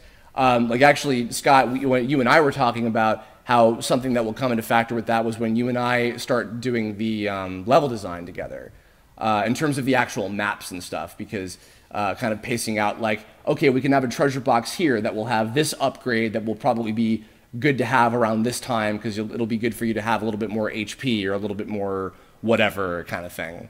So yeah, a lot of it I think is definitely going to like. We have a lot of, on paper, we could try this, but certainly there are some things where it's like, well, we'll see how that goes. Yeah, so. I mean, that's how it always goes pretty much. I mean, with any luck, like your plans completely align with what you implement, but that's not always how things work. That's rarely how things work, in fact. So, you know, I'm looking forward to being able to implement all this and see, you know, what sticks. Yeah, for sure. Let's see. Any other ones that jumped out at you guys? Christopher Piper says, I hope restoration items are going to be usable in the overworld, and that they aren't right now is just a demo thing. Yes. Christopher, you are correct. Yes. That is exactly the case. We have a definite system right now that lets items be usable in battle. We have got to create some kind of a truncated variation of that that'll determine what the overworld effect is. And I believe that status effects are not carrying over into the overworld anyway. No. So it wasn't a really huge priority for us to get that in. It was just going to be another menu we would have to debug, and we'd have to like make a. It would have doubled our workload for every single item, and we were already like pushing this back for a long time. So, in fact, you know, I might get that system in like in the next day or two and push it as an update if you like. I mean, we could certainly try doing that. I mean, we have room on our start menu. Yeah, well, actually, I kind of in tandem with that too. So talking about the power-ups, one of the concepts we have for that is so for consumable items like the you know, Azure fruits and all that kind of stuff. You know, those are things that you could use on the overworld to like recover some HP and some MP and things like that. But meanwhile, the power-ups I would allocate to, you can only equip and unequip those at areas that we would have scattered several throughout different levels, called changing stations. We have the healing stations, which are the cute little hot spring things that you go up to, and we're going to have a little bit more with that we'll be going in depth with. That's going to be kind of cute. I had an idea for that we didn't have time for it in the demo, but you'll know what I mean when you see it. But for the changing stations, I picture them as these little almost like outhouses where you go up to them, and then that triggers a menu where you can change your equipment and re-customize your characters. But while you're out on the field fighting monsters and other players, you're keeping with what you got. So therefore, it forces you to strategize a little bit more in what it is that when you're going out into the wilderness to accomplish whatever mission you're on with whatever characters you're with. So like for instance, if you're on a mission with like Flamey and Nylok, like, okay, well, I might want to give them some power-ups that would prevent them from getting like whatever elemental status ailments that they're going to be the weakest to, like encasing for Flame Girl because she's weak against crystal stuff, and then preventing paralysis for Nylok because he's weak against technical characters, that sort of thing. So stuff like that, and that's something that I think is a solid enough concept that could work. But again, like once we get into actually designing full-on levels, like we're gonna kind of see how a lot of that stuff goes in and of itself. So Marco Diaz, will there be animated cutscenes, or will that be too much considering the changeability of the White Hat Hacker and user-created characters? I'll just say that I would like to have, at the minimum, a couple of fully animated cutscenes for like really, really, really, really important things. Like even if it were literally just the ending, I would like to do that. But that kind of stuff is going to depend on like time and budget and workload. I would love to have like, certain games do this where like this really important thing is happening. Here's like a 2D animated cutscene, like the Tales of games do that a lot, where like this is a very, very, very key pinnacle moment, so here's a fully 2D animated, bit of that. I would love to do that, but that's totally up in the air, so I can't confirm one way or the other yet, sadly. So that would actually be like, just throwing this out here, Chris. Animated cutscenes like those, perfect kind of thing for a stretch goal. True enough. Yeah. Put that on the list for things to put on for stretch goals. That's okay. So Victini X7 and 2002 Dash were asking about DLC. Whether or not we've got any plans to support that. Now, I was saying we don't actually have any DLC planned at the moment. Like, if there's going to be plans for DLC, it'll be something that comes together in, like that. Those are ideas we're going to have to put together in a few months from now. Like, this is not the time to be thinking of it, I don't think. Yeah, I mean, honestly, like, okay, if I were to get, like, really way, way, way ahead of myself, like, I'm not saying, like, this is how it's going to go, but if, like, in a perfect world, if, like, this game does, like, decently well enough, I will say, for this game in particular, I would prefer to do, like, little mini DLC campaigns as opposed to, like, a full-on sequel, because I think that this game lends itself to, like, here's a new extra story that takes place out, because, like, I have the full story of this game, like, mapped out for the most part, with a beginning, a middle, and an end, and I have some ideas for future things that, like, would be, oh, this could be cool, we could do a story about this particular thing or whatever. And when I think about that, I'm like, that would probably make better for, like, a DLC campaign as opposed to, like, a second full-on game, possibly. But yeah, so maybe not on the table at the moment, so. Game Chomp is asking us whether or not there will be multiple endings. Good question. Next question. We are not at liberty to divulge. No. Let's see here. Probability of having it come to console. Again, it is not a matter of whether it will come to console, it's more of a matter of when we will put it on console. You know, if this thing does well enough and I've got, like, 2 other programmers on board, then I'd be happy to commit to at least, like, PlayStation 4 or something like that, right? And I'd love to be able to put this thing on Switch, and a lot of people keep asking about the mobile platforms too. But yeah, we can't commit to those platforms until we see what kind of resources that we've got.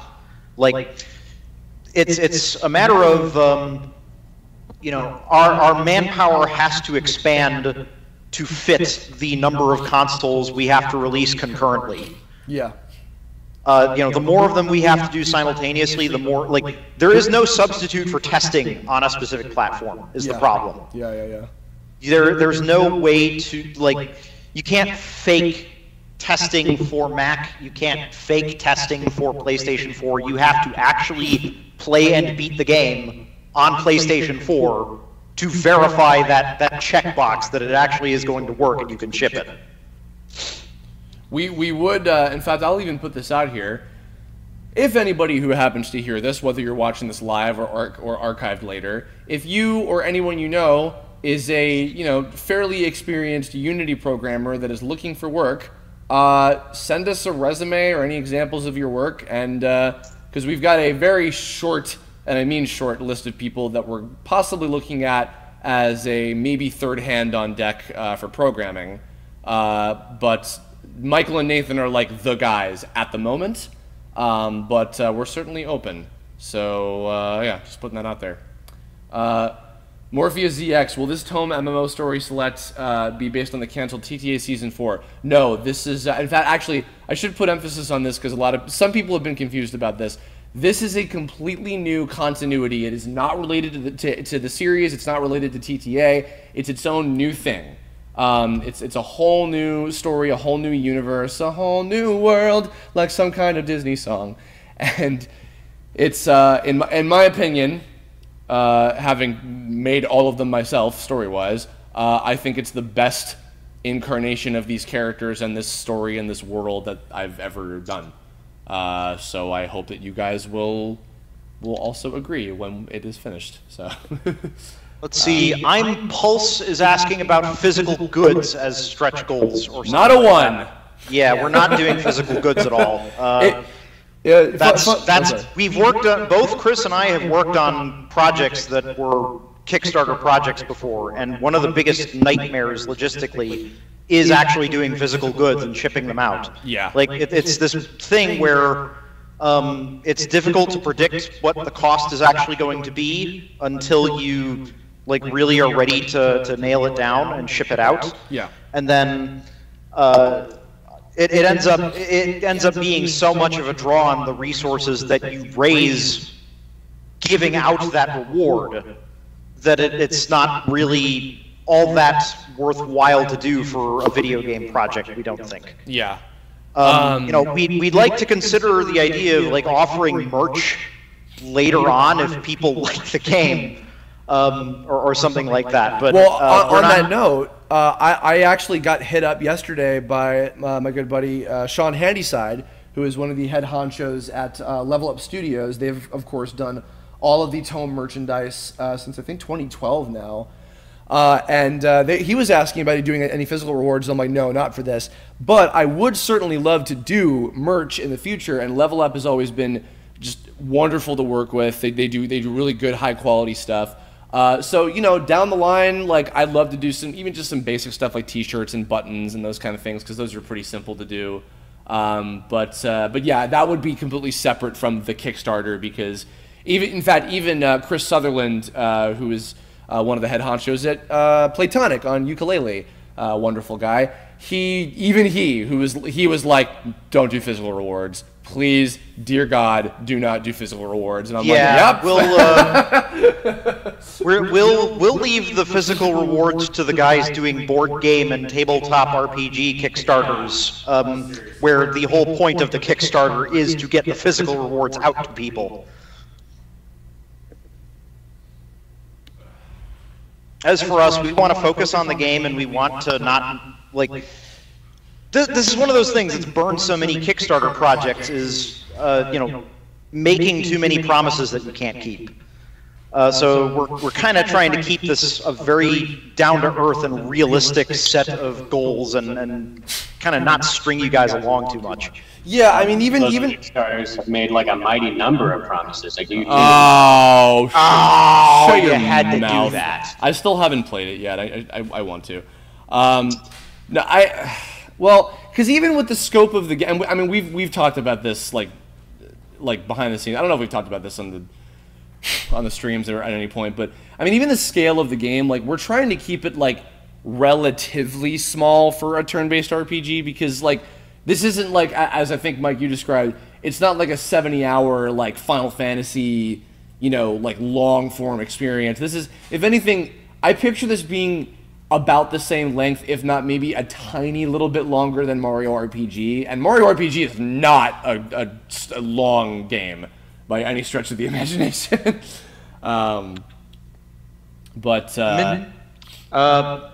Minseok Kim, whose name I'm sure I'm butchering, sorry about that.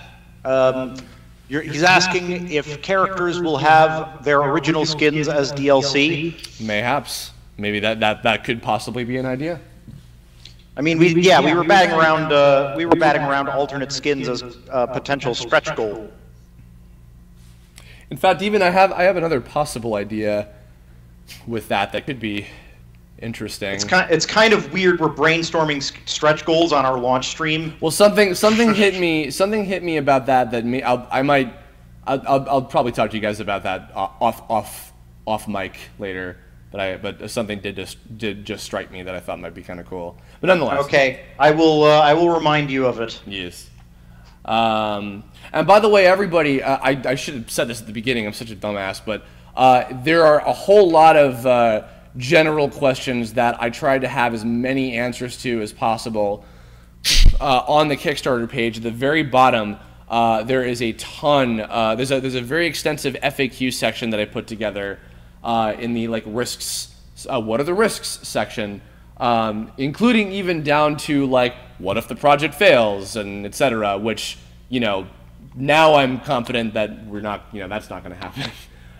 But yeah, we extensively covered as much of what we thought were going to be, you know, like particular questions as possible. So I would definitely implore you, if there was anything not answered here or anything else you're thinking of later, check out that section of the page, and that'll give you plenty of info on a lot of that stuff. So nonetheless. All the so all the games has a really good question. Linkar Rocks, sorry, has asked a very unique question. If like one of the $500 donors is unable to pay when the Kickstarter ends, could people who donate the same amount yet selected a different reward take their place? Oh yeah, he asked that on Twitter. So, unfortunately, I have no idea how that would work. I do know, and this is, this is just kind of the unfortunate thing about crowdfunding, no matter what it is, whether it's Kickstarter or otherwise. In fact, actually, even a very kind person from Kickstarter, who I had the pleasure of speaking with earlier this week, they were informing me about how, like, yeah, like, even when things get funded, like, you're going to see maybe, like, even as much as like a 5 to 10% of people who donated like not actually have their donations go through because people screw up, and it's like, yeah. So even that I have to be prepared for. Unfortunately, I have no idea how that would work for if one of those bigger tiers didn't get followed up with or whatever. I'm honestly not sure. So I'd have to get back to you on that. I don't know what the priority would be necessarily, but I will see if maybe I can do some research, because now we have a resource, a very kind person from Kickstarter who I mentioned earlier, who we can talk to if we have questions regarding things like that. So I may look into that, but hopefully everybody who's actually putting down that amount of money will actually pay it when the thing is over. So all the games is asking, with the badge system possibly being in place of EXP, that's the power-up system as we've been calling it, how will players gain new abilities and generally feel the sense of progression through the game? Oh, well, first and foremost, the power-ups will get better as you progress through the game. Like, what could be like attack plus 10 will be attack plus 50 by the end. But as far as the moves go, Chris, this kind of ties into the dojo stuff, right? Yes. So we've talked about the Dojo Masters, which is our one of our $500 tiers. Pardon my disgusting snorting noises. What else is new? So basically, there's one in each of the 4 major regions in the Tome world, so when you start off the game, you begin with 2 different special techniques. In the demo, the White Hat Hacker only has one special power, which was mainly just due to time constraints. But the characters start off with 2 each. And basically, part of this is actually one of the other interesting things, too. So to help also kind of keep things immersive, because we want to make it feel like you're a person playing this game and the characters that you're hanging with are like your friends that you're getting to know, and we're trying to treat them like they're people. So at different points,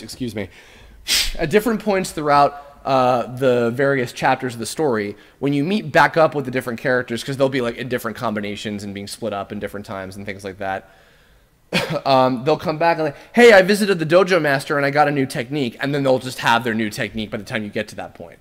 But in the case of the White Hat Hacker, basically there are different points throughout each of the chapters where you can go basically whenever you want, more or less, to visit the Dojo Master, where you will have a one-on-one battle with that character, of which those will be the 4 donators of those tiers.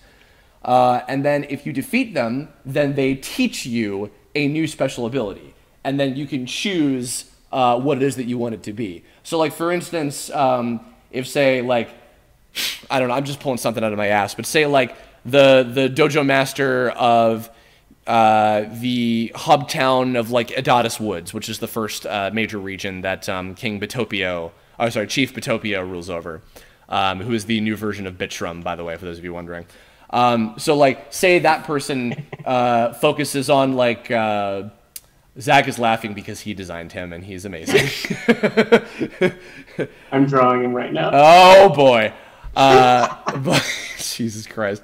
But nonetheless, yeah, so, like, in that village, say, like, the Dojo Master is like, yes, I specialize in, like, status ailment techniques, and then, like, ooh, do I want to learn an attack that will turn my opponent into a flower, or will encase them, or curse them, or paralyze them, and then you can kind of pick whatever So then there would be different things depending on like the race you chose, the class that you chose, the elemental alignment you chose, those kind of different things. And so there will be options for you. And then meanwhile, so there will be a total of 6, like singular, not counting the team attacks, there will be a total of 6 different special techniques that each of the party members can use. And so like by the end of the game, all of your party will have all 6 of their moves. And in the case of the White Hat Hacker, you can pick what it is that you want. So. Was that long-winded enough, I hope? Joma summed that up in saying, so it's like TMs with the gym leaders. Yeah, more or less. Yeah, except there's actually a surprising amount of Pokemon DNA in how we're planning a lot of content. That's what's so funny. Like even you might have even picked this up. Any of you played the demo? Like I realized, oh yeah, I guess like the monsters are like wild Pokemon, and the players are kind of like the Pokemon trainers, like in terms of the difference in how the battles are set up. So it's like, oh, I didn't even think of it that way, but that's totally true. Like, yeah, there actually is a lot more Pokemon. I mean, Pokemon's great, so it's not a bad thing. But it was funny because just kind of subconsciously there was a lot of Pokemon influence on a lot of my concepts of this. Almost as much as there was from the Mario RPGs, weirdly enough.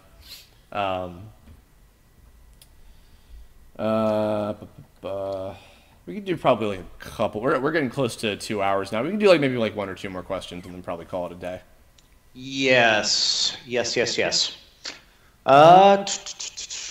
What else would be good? Yes, nobody likes HMs, Joma. Let's see here. Or anything in particular that you guys want to like mention like before we head off that we haven't already talked about?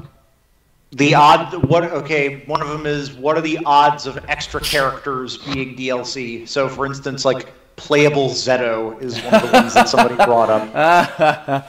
Everybody wants to know about that guy. Everybody's asking about Zeto. So there are a lot of things that we actually can't talk about as course for the plot. Well, you know what? I'll say this actually. This is a really good point. So in fact, I was just reached out to by my friend Fleppy from the folks at Fiolasoft in the Czech Republic that made Black Hole, which you should totally check out on Steam if you have not played that before. I voice directed it. So he and Philip, who's the director of that game, way back, like even before Michael and I were talking about doing the game, my earliest like iteration of this like concept of the Tome game, because I went through many different concepts, but when I decided to do it as a turn-based game, I had an idea of having, I think it was like a total of 9 different party members. And I had these ideas for other characters, mostly ones that you guys would be familiar with, but I won't say who they are. That would have been other ones. But they put forward a very good point of, well, there's 2 things you should consider, Chris. The more party members you have, the less individualized all of them. The more party members you have, the less individualized they're going to be. And say, especially for if you want to keep the game relatively small, they're probably going to have less abilities. Like, maybe each of them would only have like 3 powers, And then further, when I was pondering that about the writing side of things, and I'm like, yeah, and you know what? I would much prefer to have the main cast be smaller and focused, and like, just like when I did the series, make sure everybody has a focus and everybody has a purpose. So I felt, okay, yeah, overloading the main party with like 9 characters is probably a little much. So ultimately we decided to go with the roster that we have. Never say never, but at the moment it's not something that we're planning because we have the set amounts of characters that we were going to go with for the whole thing. So once again, anything that's like post-release content, we're open to thinking about, but we're really not at that stage yet. Yeah. We have to work on the first release, which is many months away yet. Yeah. Many months away. So we'll consider that option as it becomes viable in the future. it's going to be a while before we get to anything DLC related in terms of like. I think somebody asked actually about side quests. Not going to be big on side quests. Like we have a couple concepts, but we want to keep the world pretty straightforward and just focused and small. Because we just don't want to have it be too. Also, I'll be honest too. This just comes from my thing of I don't like side quests in RPGs anyway. I barely do them. So what we will probably do is have like side activities is more how I would describe them. Yes, yeah. Like mini games and the dojo, for instance. Those are things that we would have in lieu of side quests, and we've got a couple of mini-game-esque things that are planned, but that we didn't want to roll out for the Kickstarter, just because we didn't want to be saying too much too soon. Yeah. There's definitely a lot of ideas we have. Look forward to gambling with your life.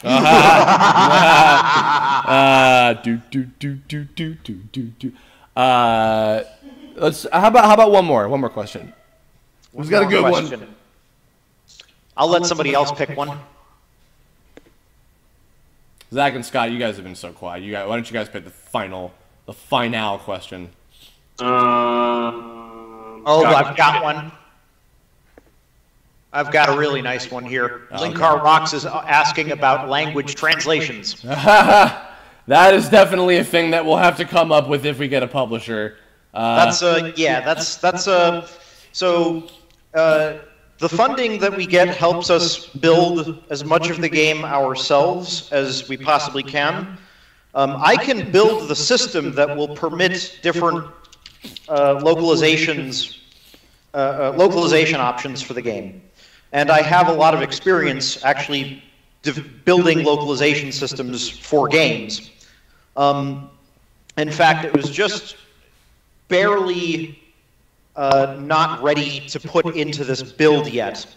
But that's probably like one of the next items that I've got to do is have a localization table so that we are future-proof against that possibility. Because at this point, the longer we wait to put it in, the more strings we're going to have to substitute.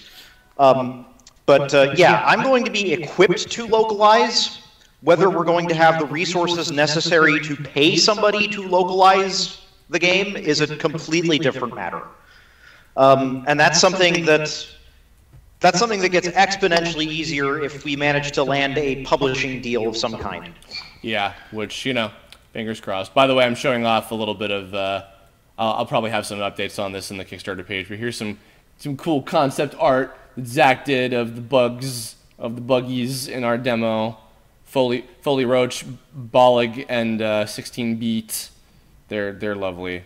And speaking of that, please keep an eye out because I will be streaming working on more enemies from I think the second world of the game that Zach has also graciously designed, and I'm sure I'll probably be joined in by some guests and things. So we will be continuing to have lots and lots of updates for this over the entire course of October, as well as into the first week of November. So on the matter of updates, Starlight's Ruby is asking, where can we follow the development of the game? Yes, indeed.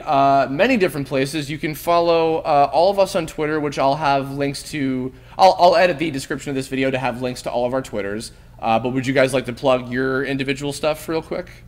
Yes, I am on Twitter, I believe, as...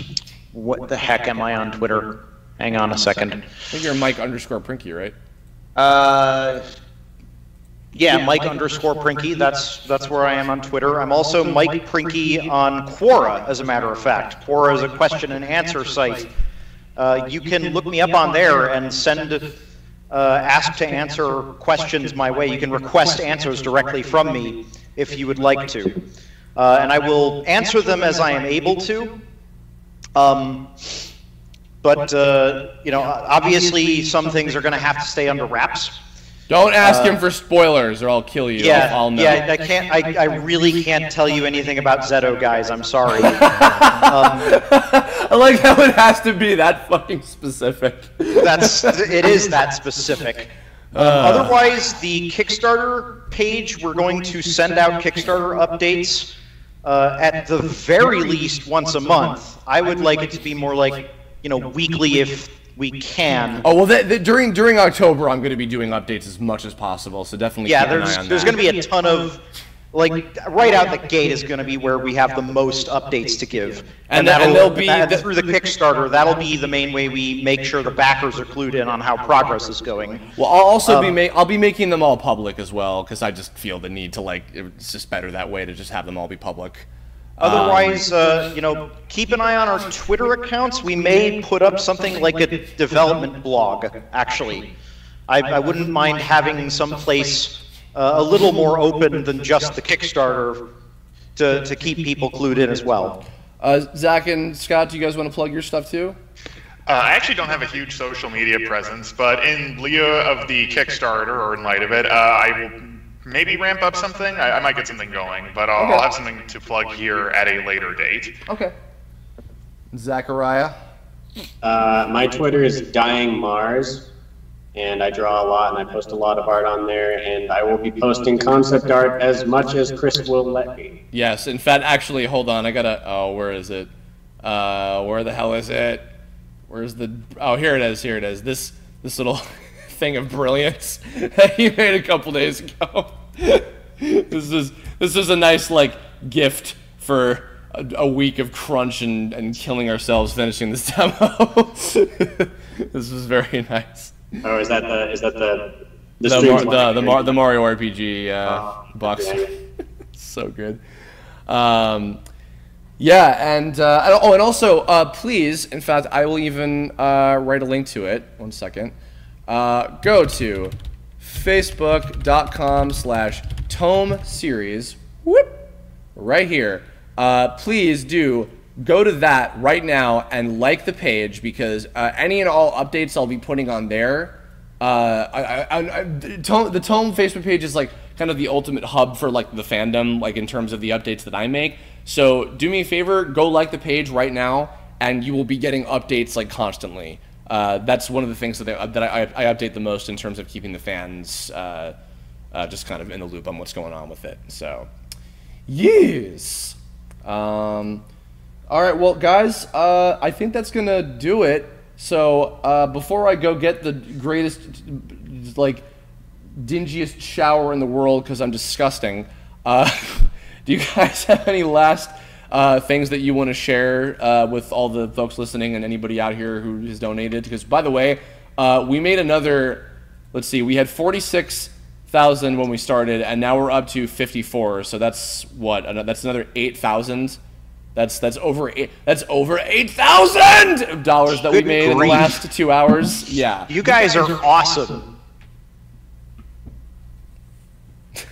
No, I just want to make a promise to the fans. The bolts will get bigger, you guys. I'll fight for you. I hear you. I will make sure that the bolt is bigger. It will be. That comment was so. That is, yeah. Get into the real nitty gritty. Scott, you got anything?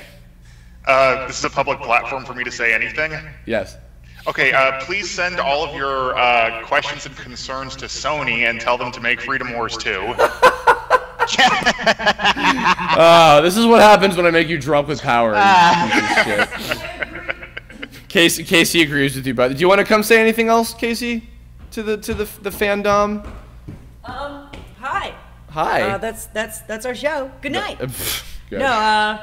No. Hi. Hi. Sorry, I stepped out for a bit, but for you guys who just tuned in, hi, I'm Casey.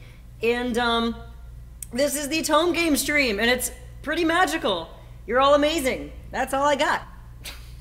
It's like we're starting the show all over again. That it just it loops back to the very beginning. We're just caught in a loop. It's like, oh, dude, guys, it's 12. We got to start. All right, guys. This is who we are. Hi, everybody. Okay. We're launching.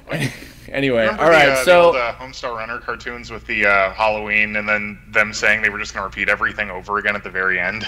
And then you have 18 different alternate endings. Remind me to have 18 different alternate endings for the Tome game. Anyway. All right, guys, thank you all so much. Seriously, this has been an incredible last, 24 hours of my life. Jesus Christ. No, actually more than that. It's been more 48 because I haven't slept. Can you please get some sleep? You're scaring me. Eventually. Someday I'll do that. I would like to do a few closing notes as well. Please. I am absolutely overwhelmed at the immediate response we got out of this this Kickstarter, and all you guys are just awesome. I am now in the process of building an updated version of the demo that will address the Rogue Balug in Area 2, as well as PlayStation 4 controls. I have a version here that is set up for Mac, and so we will be able to add a Mac build to the itch. So keep an eye out for that. Oh, be sure to don't forget the pause screen one. I've got to figure that one out. I have to figure out how to repro that one. No problem. So I've been getting questions during the stream, and I can't answer them. But is this coming to Mac, and is this also coming to other platforms? Yeah, no, we've talked about. Okay, because we've talked about extensively at this point. Yes. If any of you guys, and by the way, just in case you came in late or whatever, this will be archived like right after we're done, which will be in a second here. So feel free to look back on everything. And again, the FAQ section on the Kickstarter page has tons of information, including a lot of stuff we talked about today. Awesome. So otherwise, keep an eye out for updates from other folks. Again, the Team 4-Star guys are going to play it on their gaming channel. I'm going to be appearing on GT Live sometime this month. Hey, I'll play it on my channel. Yeah. And then we can do this entire stream all over. Just repeat everything. And that's it. So, guys, thank you again so much. This is incredible. And here's hoping that we reach our full goal and we make an awesome video game together. So, you can do it. yes. All right. Thank you. Bye, everybody. Bye. Bye. Together we fight as one.